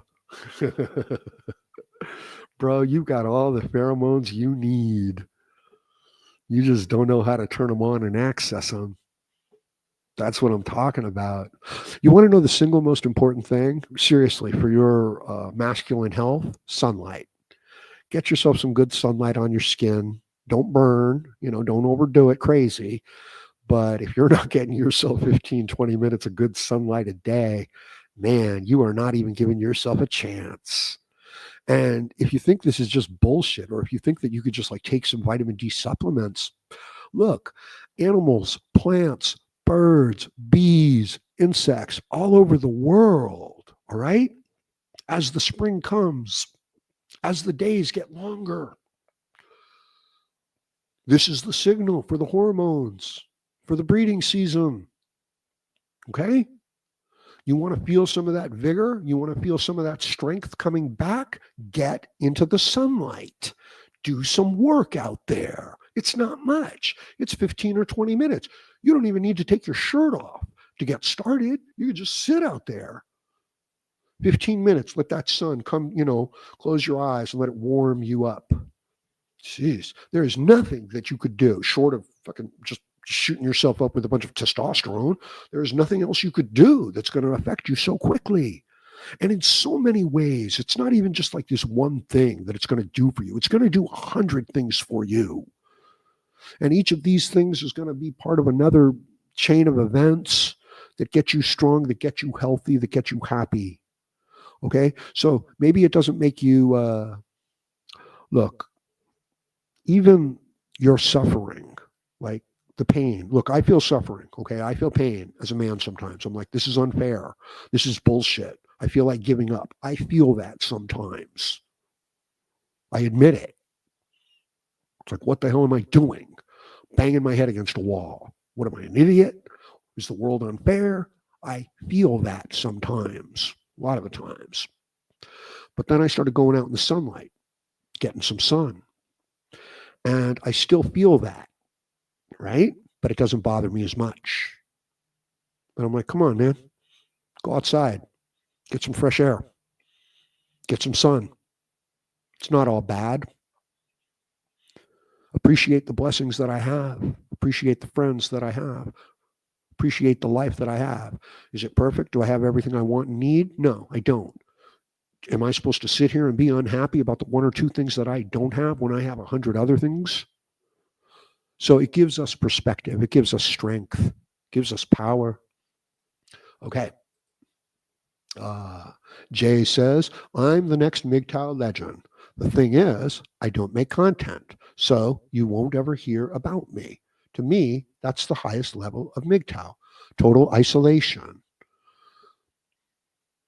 Interesting, Jay. I got no problem, my friend, with you being the next Mgtow legend. I got no problem with that. You don't want to make content? No, you don't have to make content. So you won't ever hear about me. Well, you're wrong about that, Jay. You got that one wrong because I've already heard about you. Okay? You're Jay, the next Mgtow legend. To me, that is the highest level of Mgtow, total isolation. I understand what you're saying from a logic point of view, okay, from like an absolute interpretation of the letter of the law point of view.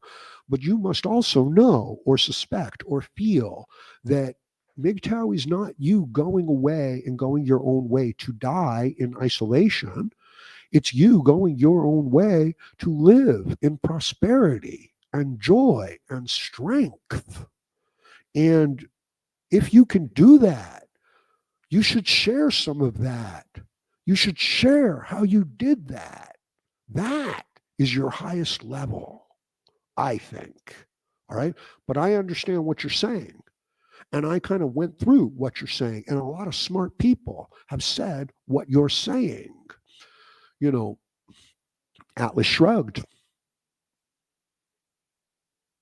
He instructs the men, yeah, isolation. Do not contribute to the system. Do not pay taxes into the system. I don't care if you get a job sweeping floors, but you do not perpetuate the system that's trying to enslave you, right? The situation that created the need for Mgtow J was not fair. It's unjust. It's the abuse of men. It's been going on throughout the ages. This is why the men die in the wars and things like that, and they take all the hard jobs. But the reward for that was strength, ability, responsibility, contribution, standing to build a family, to build a future, to build a community, to build a city, to build a state, to build a kingdom, to build an empire. An empire is more than one kingdom.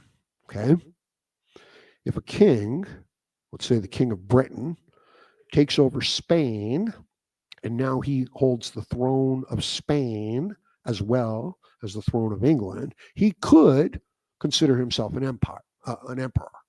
So that's what an empire is. It's multiple kingdoms. And a kingdom is actually multiple duchies. I could go on. Crusader Kings 3. It's a great game.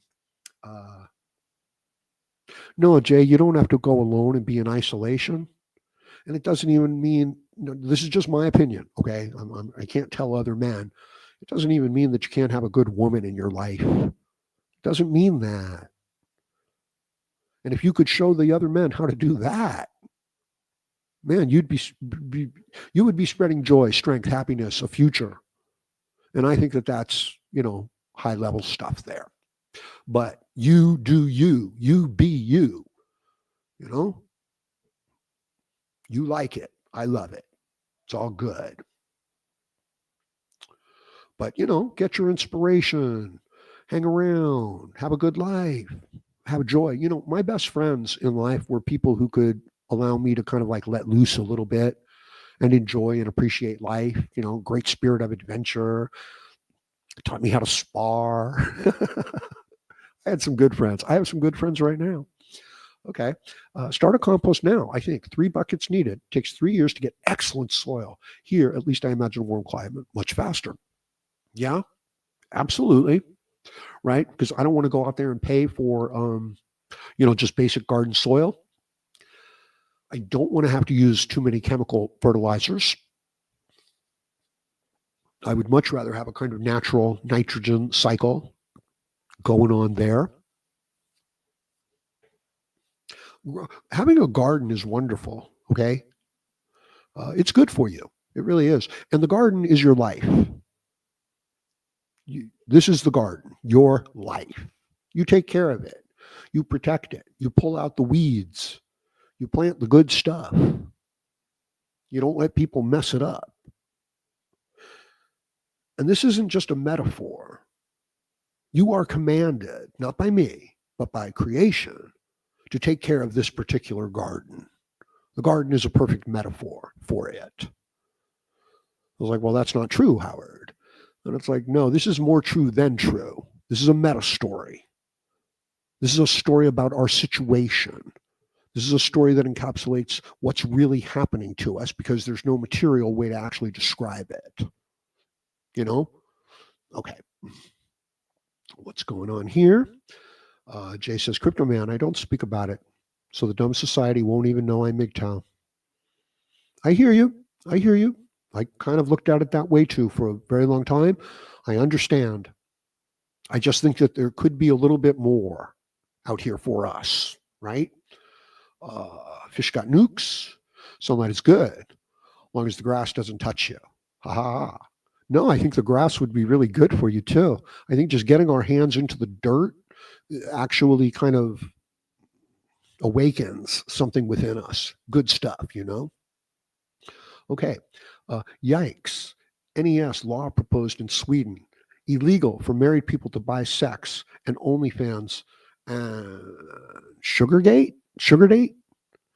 Okay. Yeah, sure, right? The women want to outlaw pornography.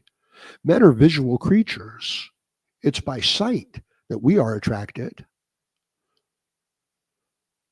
This is what the wolf, the dog is as well. This is the instinct. It's actually for all of the animals, but especially for the males.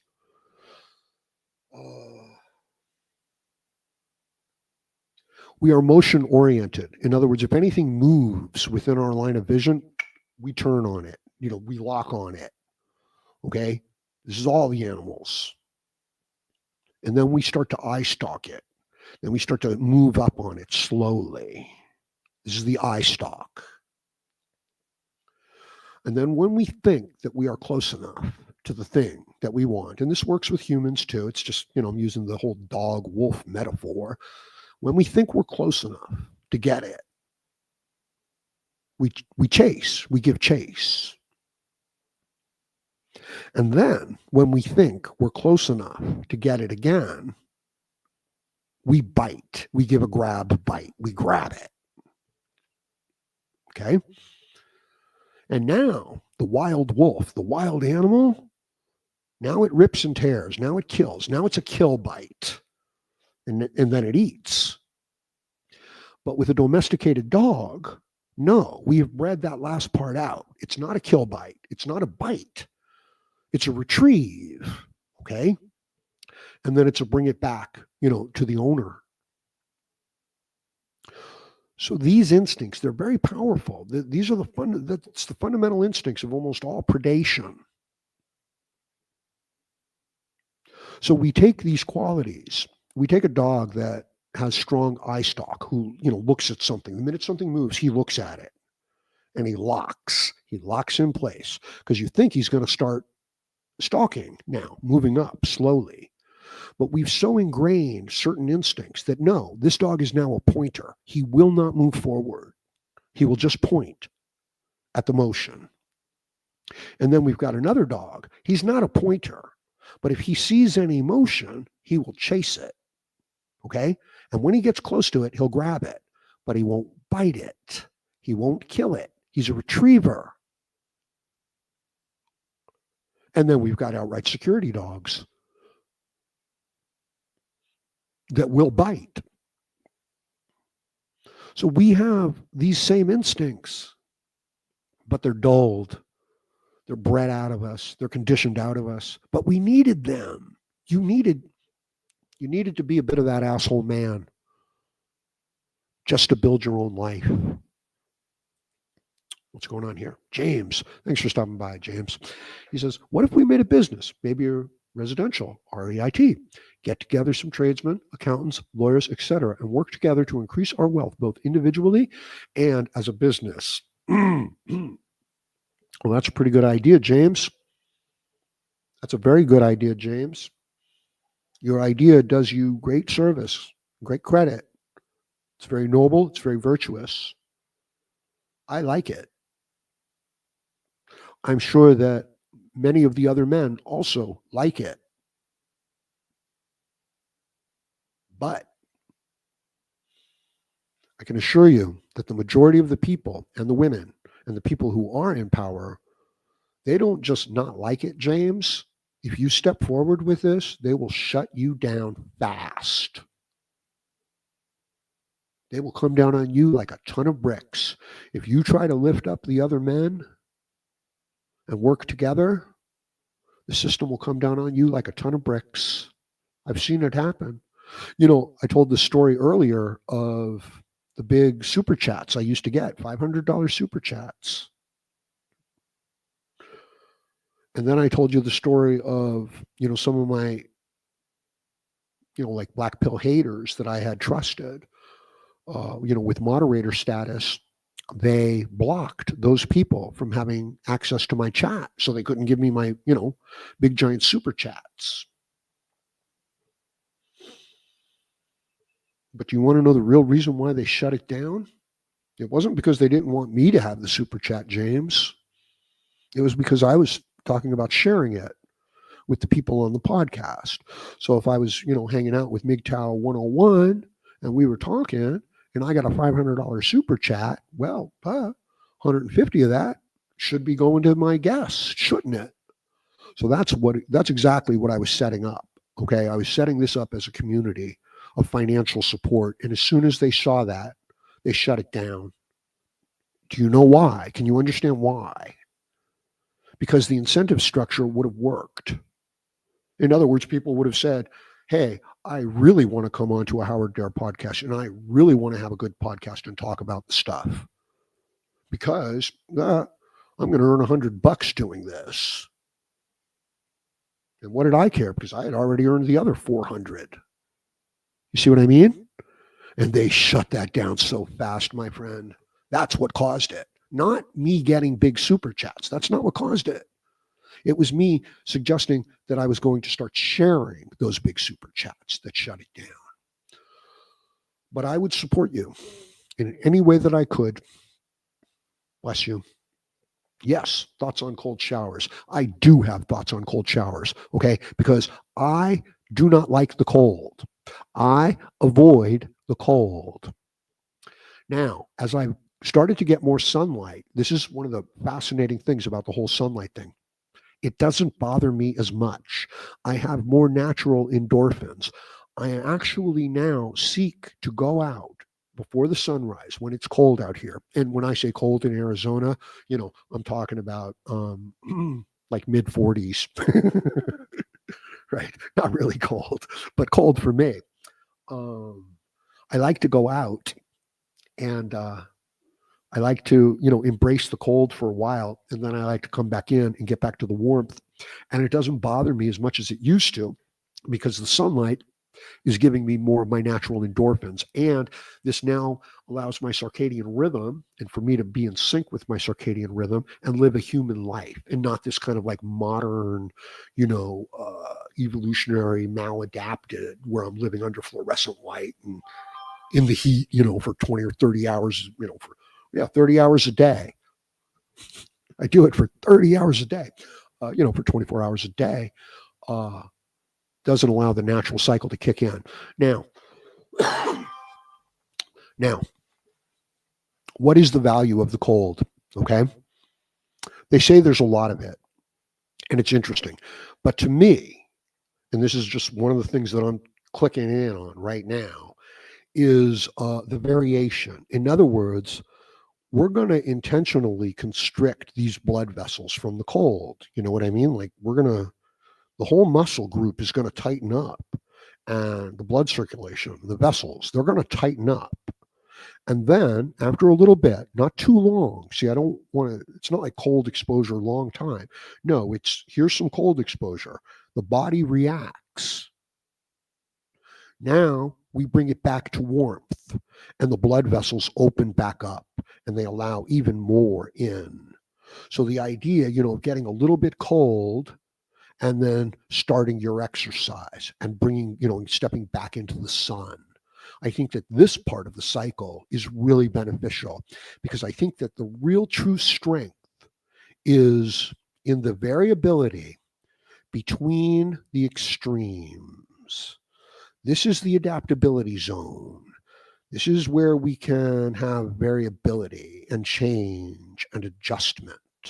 So it's not just cold, it's the constriction of the blood through the cold, and then it's the relaxing of the blood vessels to bring the blood back in. It's the contraction, relaxation. It's that process that becomes so valuable. So, yeah, I think it's got some great value. I think it helps toughen us up. I think it helps wake us up. But I am never one to say, just hop into like a 32-degree ice bath and stay there for 3 minutes. No, I'm not doing any sort of Wim Hof stuff. I'm using the cold to kind of wake it up and then to kind of, actually decrease the circulation and then increase the circulation. That's how I'm seeing it. Okay. We say, if Mgtow ever got organized, they would use RICO laws against them. They already want to do that, but there is no provable organization. Oh, absolutely. This is why we have written into our Constitution the right of association. We have a constitutional right to get together and discuss our grievances.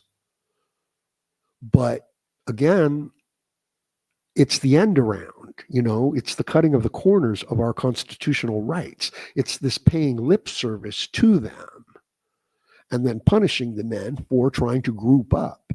And understand it will even come from the other men who don't want to see the group of men become profitable. What if Jay, who said just isolation, just alone, took this to the extreme, okay, and insisted that other men do the same? I'm not saying he would do that, right? He gets to do what he wants to do, and I want him to do what he wants to do, okay? But he can't tell me what to do, and I can't tell him what to do, and things like that. But what if he insists that all men must be isolated? No men can work together. I think that's what your black pill Mgtow have done to you.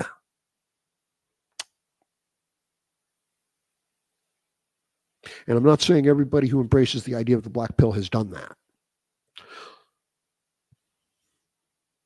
I want to get back to the real Mgtow, okay? This is the knowledge of a gynocentric world, of gynocentric institutions, of men who have sold their souls to get approval from women, which is encapsulated in the story of Adam and Eve and encapsulated in 100 other stories.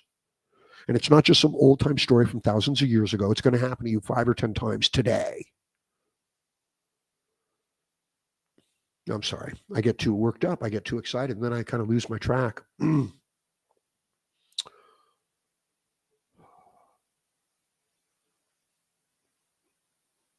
So it's even men against men, because of the conditioning of the women. Hey, when I first started hearing Mgtow stuff, I was like, oh, I don't think my mother would like that. And there's nothing wrong with loving your mother.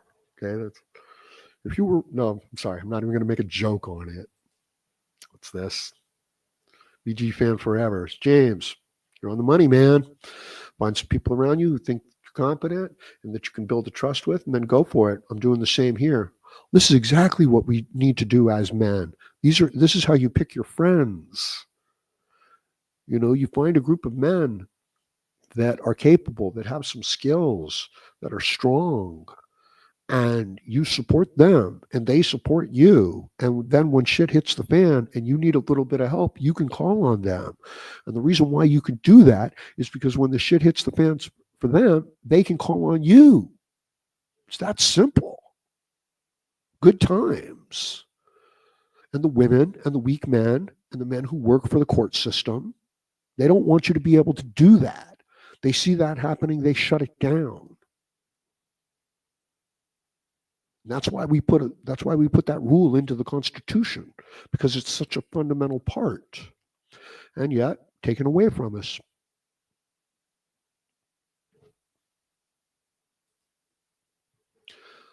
Dirtbag Deluxe, or rather, I will just say Mr. Deluxe. The desert cold is a different kind of cold. Even though it's only 40, it feels like 20. Well, yeah, that's exactly right. It chills you right down to the bone. There's no humidity. Just like you could be in 80 degrees, but so it's not too hot. But if the humidity is up there, it's horrible. It's like you can't sleep, you can't live in it, right? So if it's cold, the humidity actually might even like keep the situation warm. I'm reaching on this one, but you know what I mean. Uh, hey, DeFreak, how's it going, bro? Thanks for stopping by. That's a brave name. Good for you. Is that Neo? Is that Keanu Reeves? I see the Neo sunglasses. You know who I think Neo, the character in the Matrix, is named after? I think he's named after a friend of mine whose name was Neo Cortex. I think it's part of the new brain. I think that we have developed the brain that can conceive of these types of things. Yeah, I did a whole video on it, on how that Neo is not a character. He's the neocortex in all of our brains. James says, I kind of did a Wim Hof thing back around Thanksgiving, rode my bike in the cold, felt really good for a few days, maybe just got a bunch of half dead cells or something. Yeah, yeah. Just don't go so far that that a person makes themselves sick and things like that. Um, Seems to work for Wim Hof. The breathing, the relationship between our breathing and our psyche, our emotions, our mind, our body is immense. I mean, it's huge. So there's a lot to be said for all of that. Um, what's this? Actually, women shouldn't care. I'm not sure of the context of what we're talking about this here, but I kind of got to agree with you there.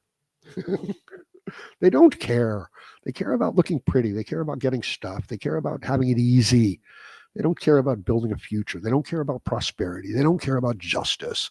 They don't care about honor and integrity. They don't care about building up the young, strong men. Okay.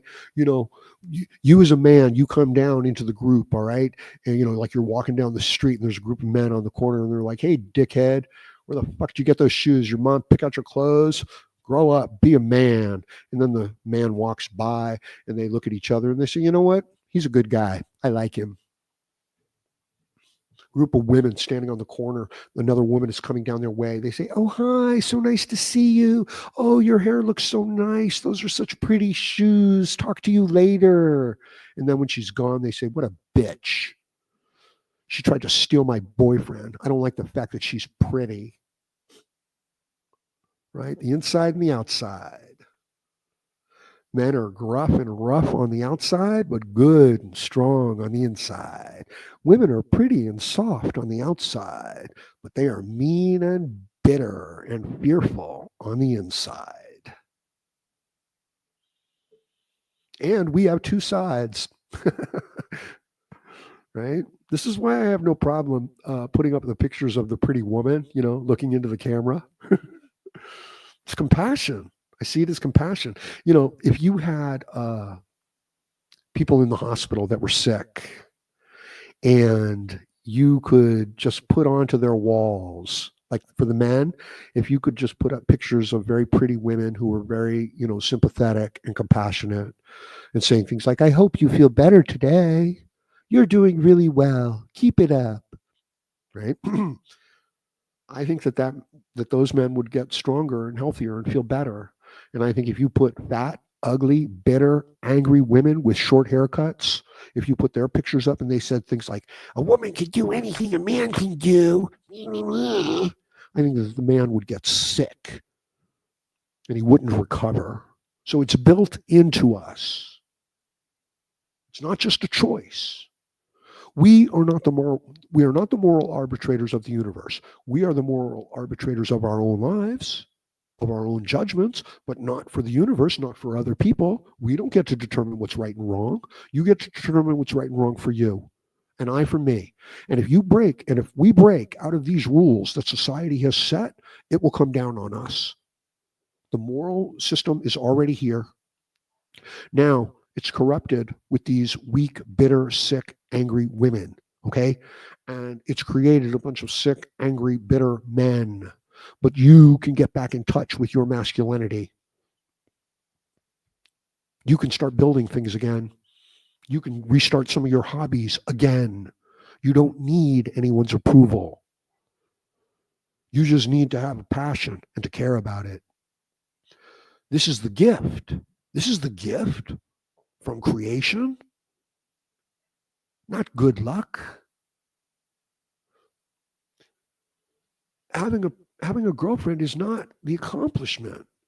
Being able to have a woman that you could then walk away from, that's an accomplishment. Having a woman that wants to be with you that you could then turn down, that's an accomplishment. But selling your soul, promising, eternal monogamy, giving all, no. And it doesn't matter how pretty she is. I'm sure all you guys have been with a pretty woman for a while and then she started acting ugly. And, one night you're looking at her and thinking, wow, she's not pretty at all. I just hadn't noticed, or I was fooled by the surface. Coldest I've ever felt. Yeah, this is a good one. I want to get that on screen. There it is. Coldest I ever felt was in Illinois with a lake effect wind, made it minus 40. Jeez. Yeah, the coldest I ever was, I was in Minnesota during a blizzard, and I had traveled in there from Arizona. So I didn't even have a a coat or a beanie, right, that was appropriate for the situation. Now, I don't think it was minus 40, but it was probably somewhere around, zero. It was somewhere around there. And I'm in this office because I'm a consultant. I'm a computer. I set up their systems. I train them on their systems. I set up the network. I set up the software. Uh, this was a vertical software for doors and windows and accounting. It was an interesting package. What it enabled them to do, the trick about this piece of software was that it helped them build windows through the various parts of their inventory. So all of the windows were slightly different, okay? But they were all made from, all these various pieces. So when they assembled certain groups of pieces, it knew that they were building certain particular windows and could then bill appropriately and adjust inventory and maintain receivables and payables and everything like that. So that's what this software was. So I'm down in Minnesota and I'm setting it up and I'm training the people. And I say, I'm going to go out for lunch. I'm going to walk down the street to, a little bar there and get myself a burger. And they say, Howard, do you have a coat? And I say, yeah, sure. And I show them my coat. And this was like in North Dakota, I think it was. No, this is in Minnesota. Maybe it was in North Dakota. And they just kind of like smiled at me and I didn't know what they meant. So I took off and the place was only like a block and a half away. That's all it was. And I start walking and I'm like, wow, it's really cold out here. And I'm like, wow, I can really see my breath coming out of my mouth. And then I'm blinking my eyes and I'm like, wait a minute. I'm having a hard time blinking my eyes. My eyes are tearing up, and they're blocking. It's blocking my vision, and I can't seem to blink them clear. And then I noticed, wait a minute, I'm getting these sniffles, right? I'm getting this weird kind of inability to breathe in through my nose. It's like it's getting hard or something like that. And at this point, I'm about a half a block up the street. Okay. And I realize this is dangerous. This is dangerous as fuck. Like I might, I could run into trouble here. I can't breathe. I can't see. My hands, my ears, they're all feeling, pretty fucking strange. So I just duck into the nearest shop that I can find, right? And you know what it is? It's a wedding gown place. I think this was before I was Mgtow, This was before I knew anything about Mgtow.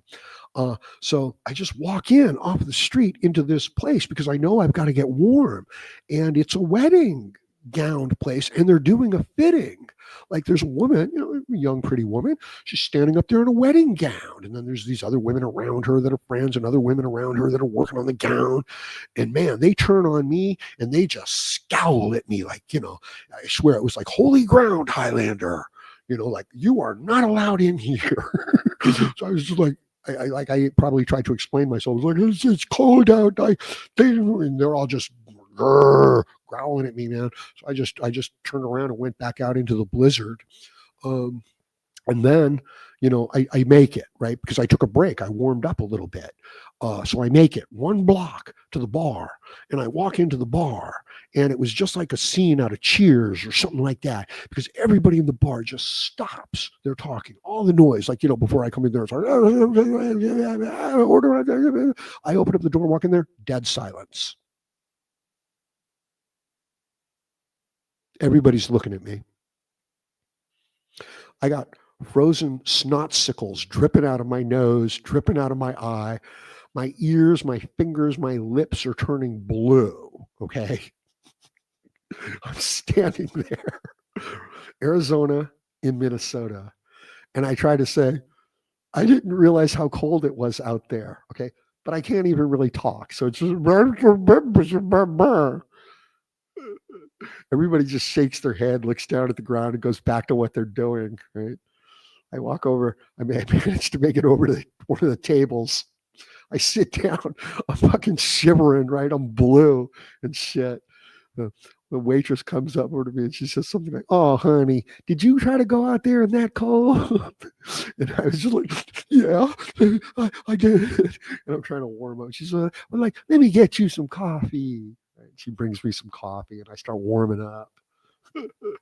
Finally, I get some food in me. I'm feeling a little better. And I'm like, okay, I'm going back out there.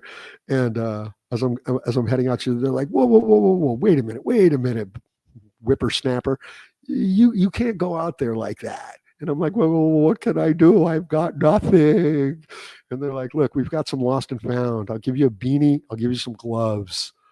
Right? Be careful.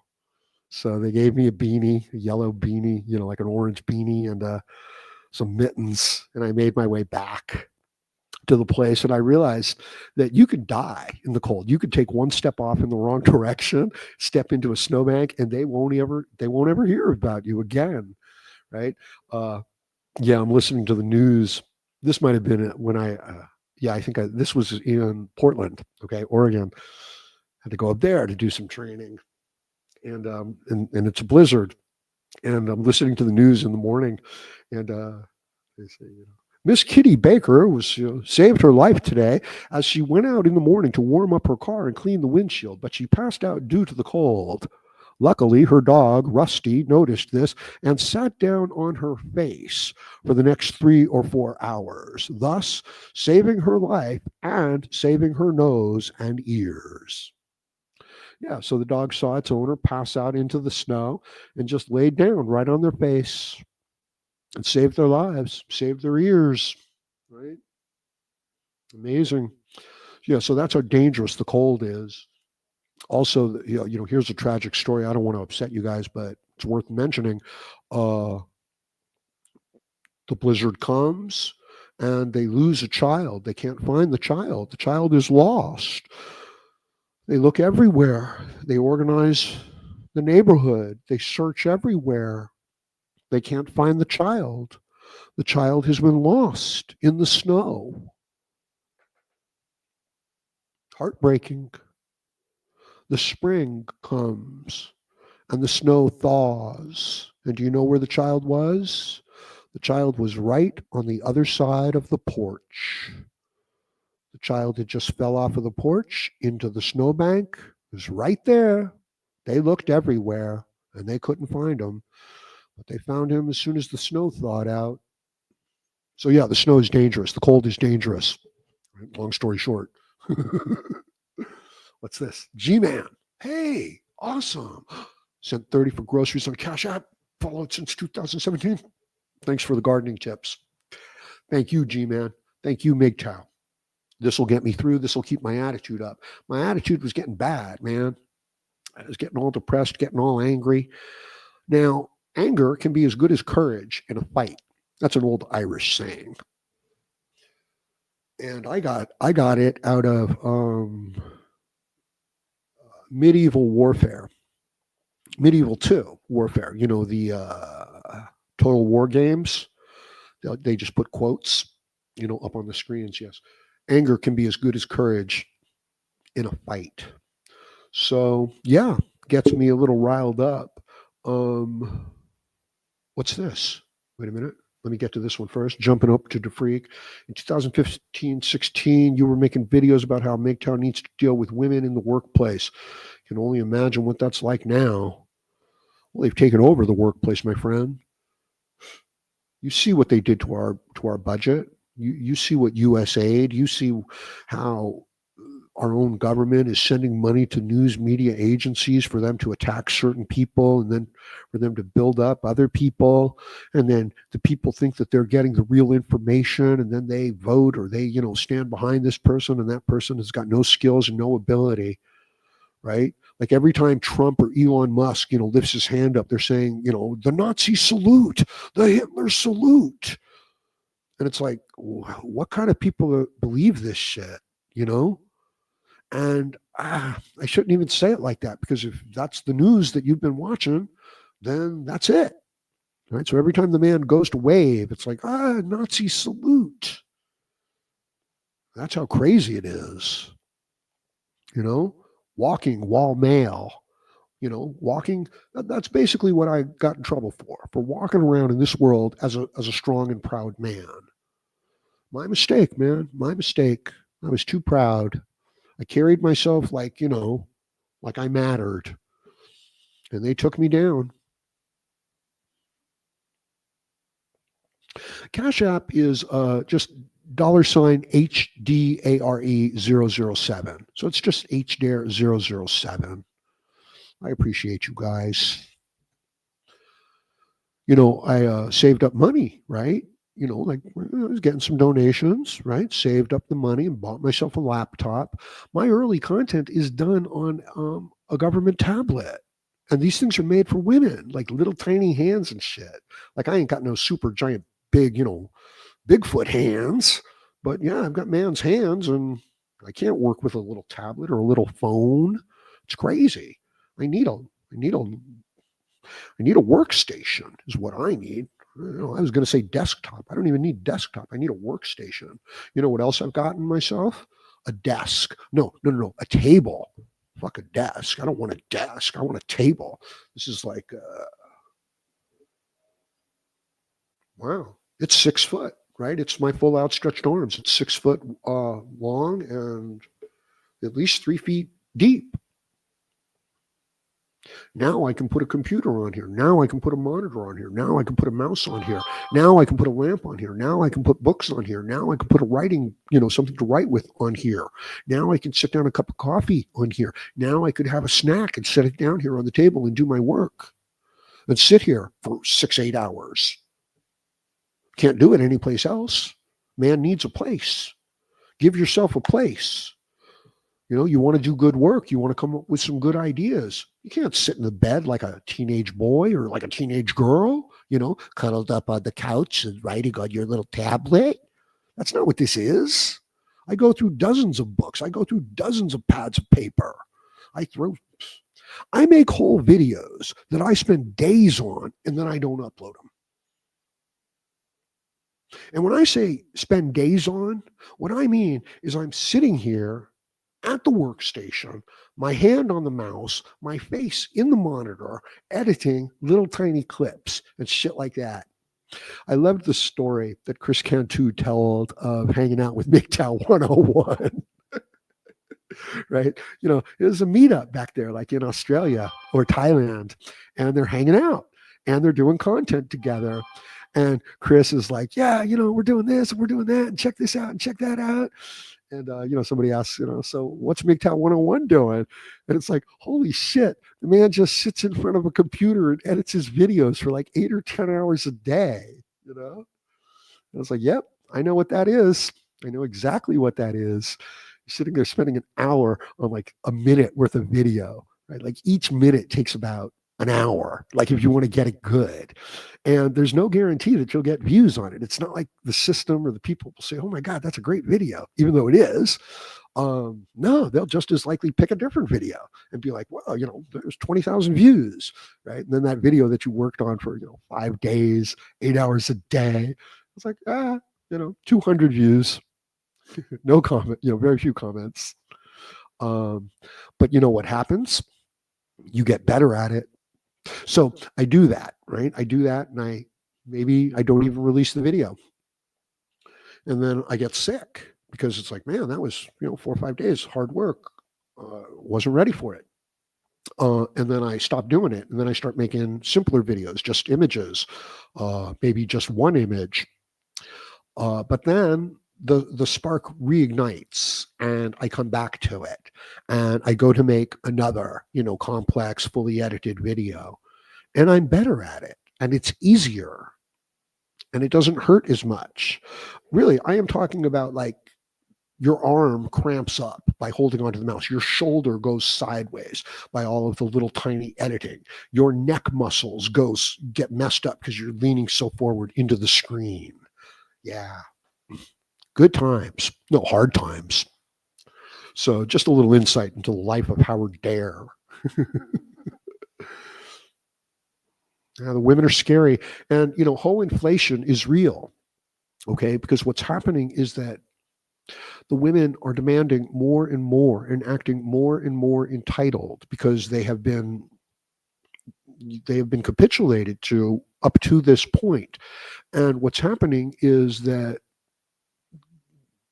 uglier, fatter, less healthy, less viable women are assuming this level of entitlement. So women that are, 3s and 4s, they're acting like they're 8s and 9s.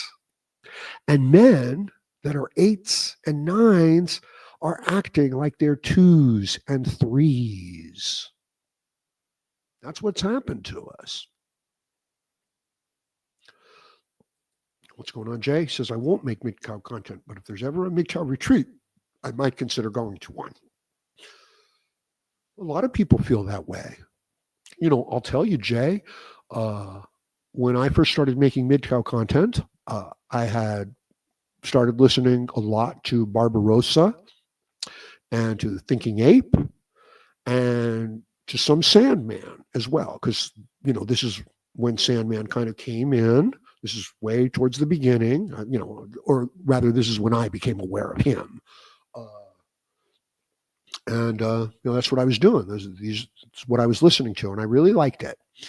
And then Barbarossa just stopped making content. I don't know what happened. Maybe he got arrested, falsely accused, or I don't know, something. He just stopped making content, and it was like, and so I started watching more Sandman content. And Sandman is great, but I wanted more. I wanted something a little different. And there was no new Barbarossa content. And so I said to myself, well, why don't I just share some of my ideas? And I did. And it wasn't very good, not at all. It was very hesitant, very apologetic. But it was okay. And I got better at it. And my confidence grew at it. And for a little while there, I kind of thought that I was competing with Sandman and TFM. And, I was getting some views because it was easier to get views back then. I was getting less than them, but I was still getting considerable views. And I got frustrated. I wasn't seeing the results that I wanted to see. And I started acting like a bit of a bitch, right? I started stirring up a little trouble with like Sandman and TFM, thinking that this is going to, make me popular or something. No, I was wrong. I was mistaken. Yeah. I mean, hey, look, there's nothing wrong with standing your own ground and being your own man. That's good. Okay. But no, I was just trying to drum up some drama, for shit like that. And they knew that. They saw that. They tried to talk me down, right? It's like, chill the fuck out, man. But I wouldn't. And they eventually had to, address the issue and tell it like it is. Put me in my place a little bit. And I lost plenty of subscribers for it. I lost plenty of views for it. I got some heat for it.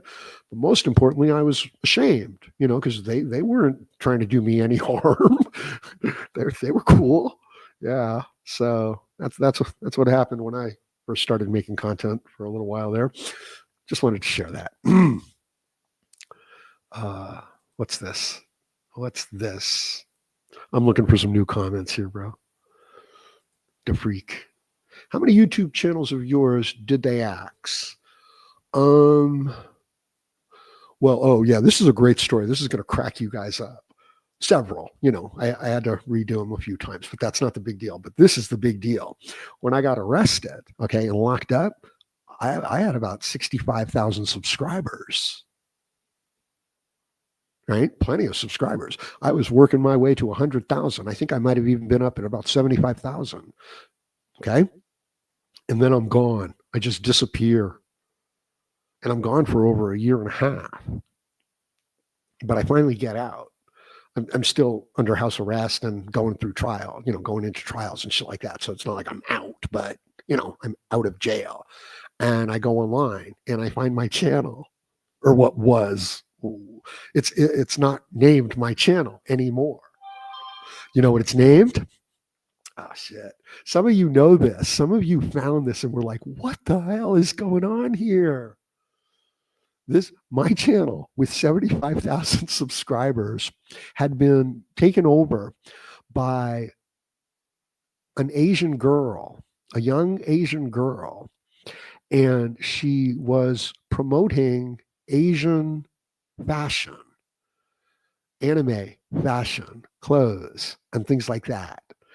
Now, if you look around, if you watch any sports content, sometimes you'll see content like, is Patrick Mahomes finished, right? Is Saquon Barkley any good? A lot of sports content, okay? And if you'll look at the channel that's generating the content, you'll see that the name on the channel is something like, it's an Asian one. It's like Long Duck Wong, okay?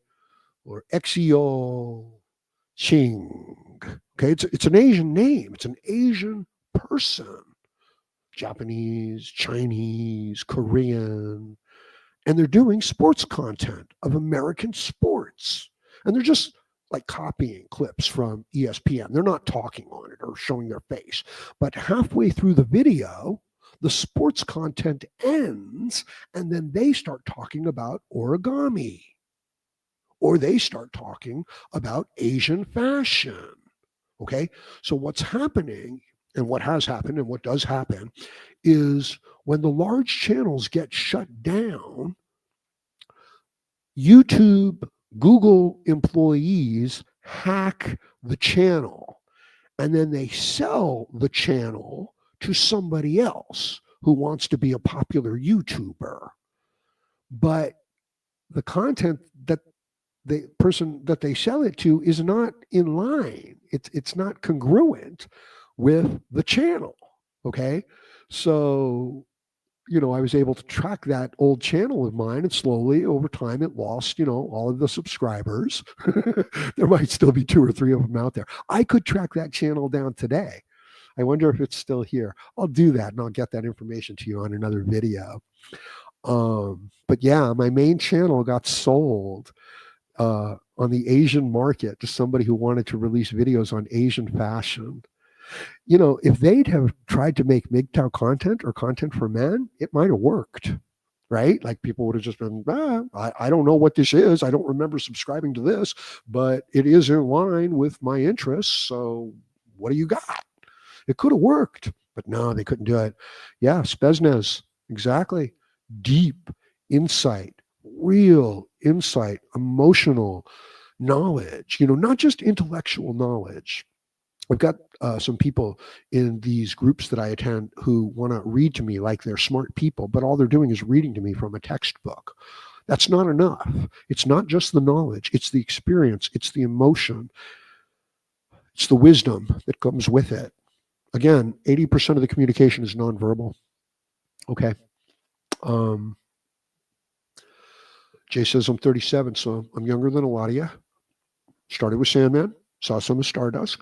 I really resonated with Sunrise Hoodie and Liberation Revolution. Why, though? Yeah, yeah. Sunrise Hoodie was my friend. I was here when Sunrise Hoodie started. And I was like, you go, man. You get him, man. I liked his approach. I liked his style. I did everything I could to build him up.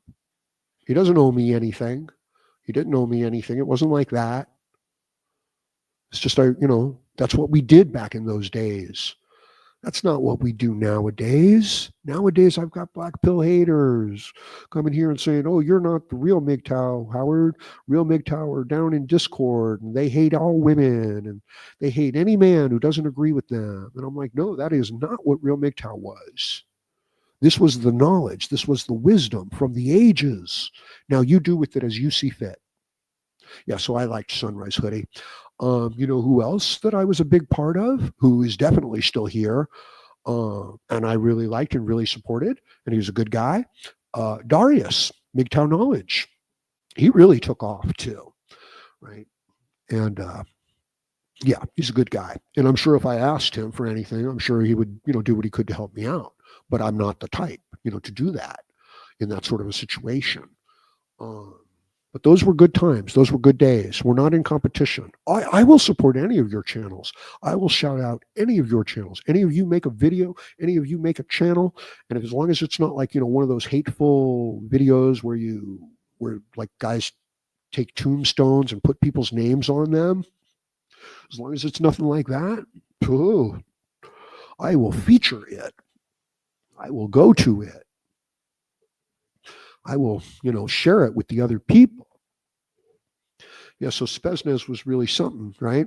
Deep insight, and not just the knowledge, but you could feel the emotional knowledge, the wisdom to go with it, which goes back to my quote earlier, which none of you responded to. Who or what is it that gives counsel without knowledge? Where does somebody come off trying to tell you or me what to do without telling us why? What do they think of us if they do that? Right? And you know where this is from. This is from the Bible. This is what Job says to God. He says, I had heard of you, but I did not know you, and I did not understand you. Who and what is this that gives counsel without knowledge? But now I have seen you, and now I know. And I was foolish. I judged things that I couldn't understand. Knowledge, not information, not rules, not punishments, knowledge. And then you choose. And that's the freedom of man. And that's the freedom that you were given by creation. I'm not going to mess with that one. I won't mess with that. Okay. I've been going on here for a while. I really appreciate you guys. I got to go take care of a couple things here, get myself some food. We'll do this again. I want to try to make this a regular thing. Maybe, I'll add some structure to it, like what we're going to talk about, maybe a couple news stories that we'll cover, and then maybe bring some of you on, to get your views on it, and then, to just maybe share and shoot some of the shit. And hopefully, my problem is that I go on for too long, that I start rambling and I don't stop. And while it's a gift and a blessing, and I'm glad I have the ability, it's also something that I need to keep in check so that I can be, brevity is a skill. Okay. If I want my message to get through, sometimes I got to keep it short and sweet. But I really appreciate you guys stopping by here today. You put me in a better place. You've helped me out so I can move forward into the future. I want to help the men who are going through some of the stuff that I went through. I want to help them avoid some of the stuff that I've gone through. I want to give them a leg up so that they can start at a better place than where I had to start, so that they can become the next great Mgtow, even if they don't want to make content, right? Okay. Closing thoughts.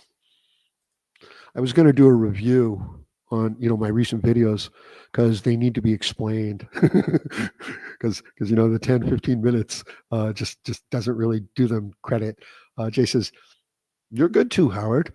If I see no ads playing on videos on your channels are wiped. It sounds like the state is against you. I'm going through a similar situation. So that what we have in common. This is true of almost all the men, Jay. If you step up and you try to do the right thing by men, you got a world of women against you. You got a world of weak men against you. They don't want to see us reach the mountaintop, and they don't want to see us helping the other men up the mountaintop, and they don't want to see us clearing out the pathway through the forest. You understand why? Because it's everyone against everyone else. It's you against the world. It's me against the world. And that's bullshit. That is not the truth. We have common ground. I want a system where you can get ahead. You know why? Because then I can get ahead. And you want a system where I can get ahead. You know why? Because then if you want to, you can get ahead. And that's how it should be. And it's not. So I'm going to do something about it. And I appreciate your help and I appreciate your support. All right, everybody. I'm going to leave it at that for now. Let me know what you think about this. I'm going to do this again. Please like, share, comment, subscribe, donate. That's HDare007 on Cash App. And join me again, Howard Dare, as I plan, unless I get arrested, to have more content for you. Thank you, Mgtow.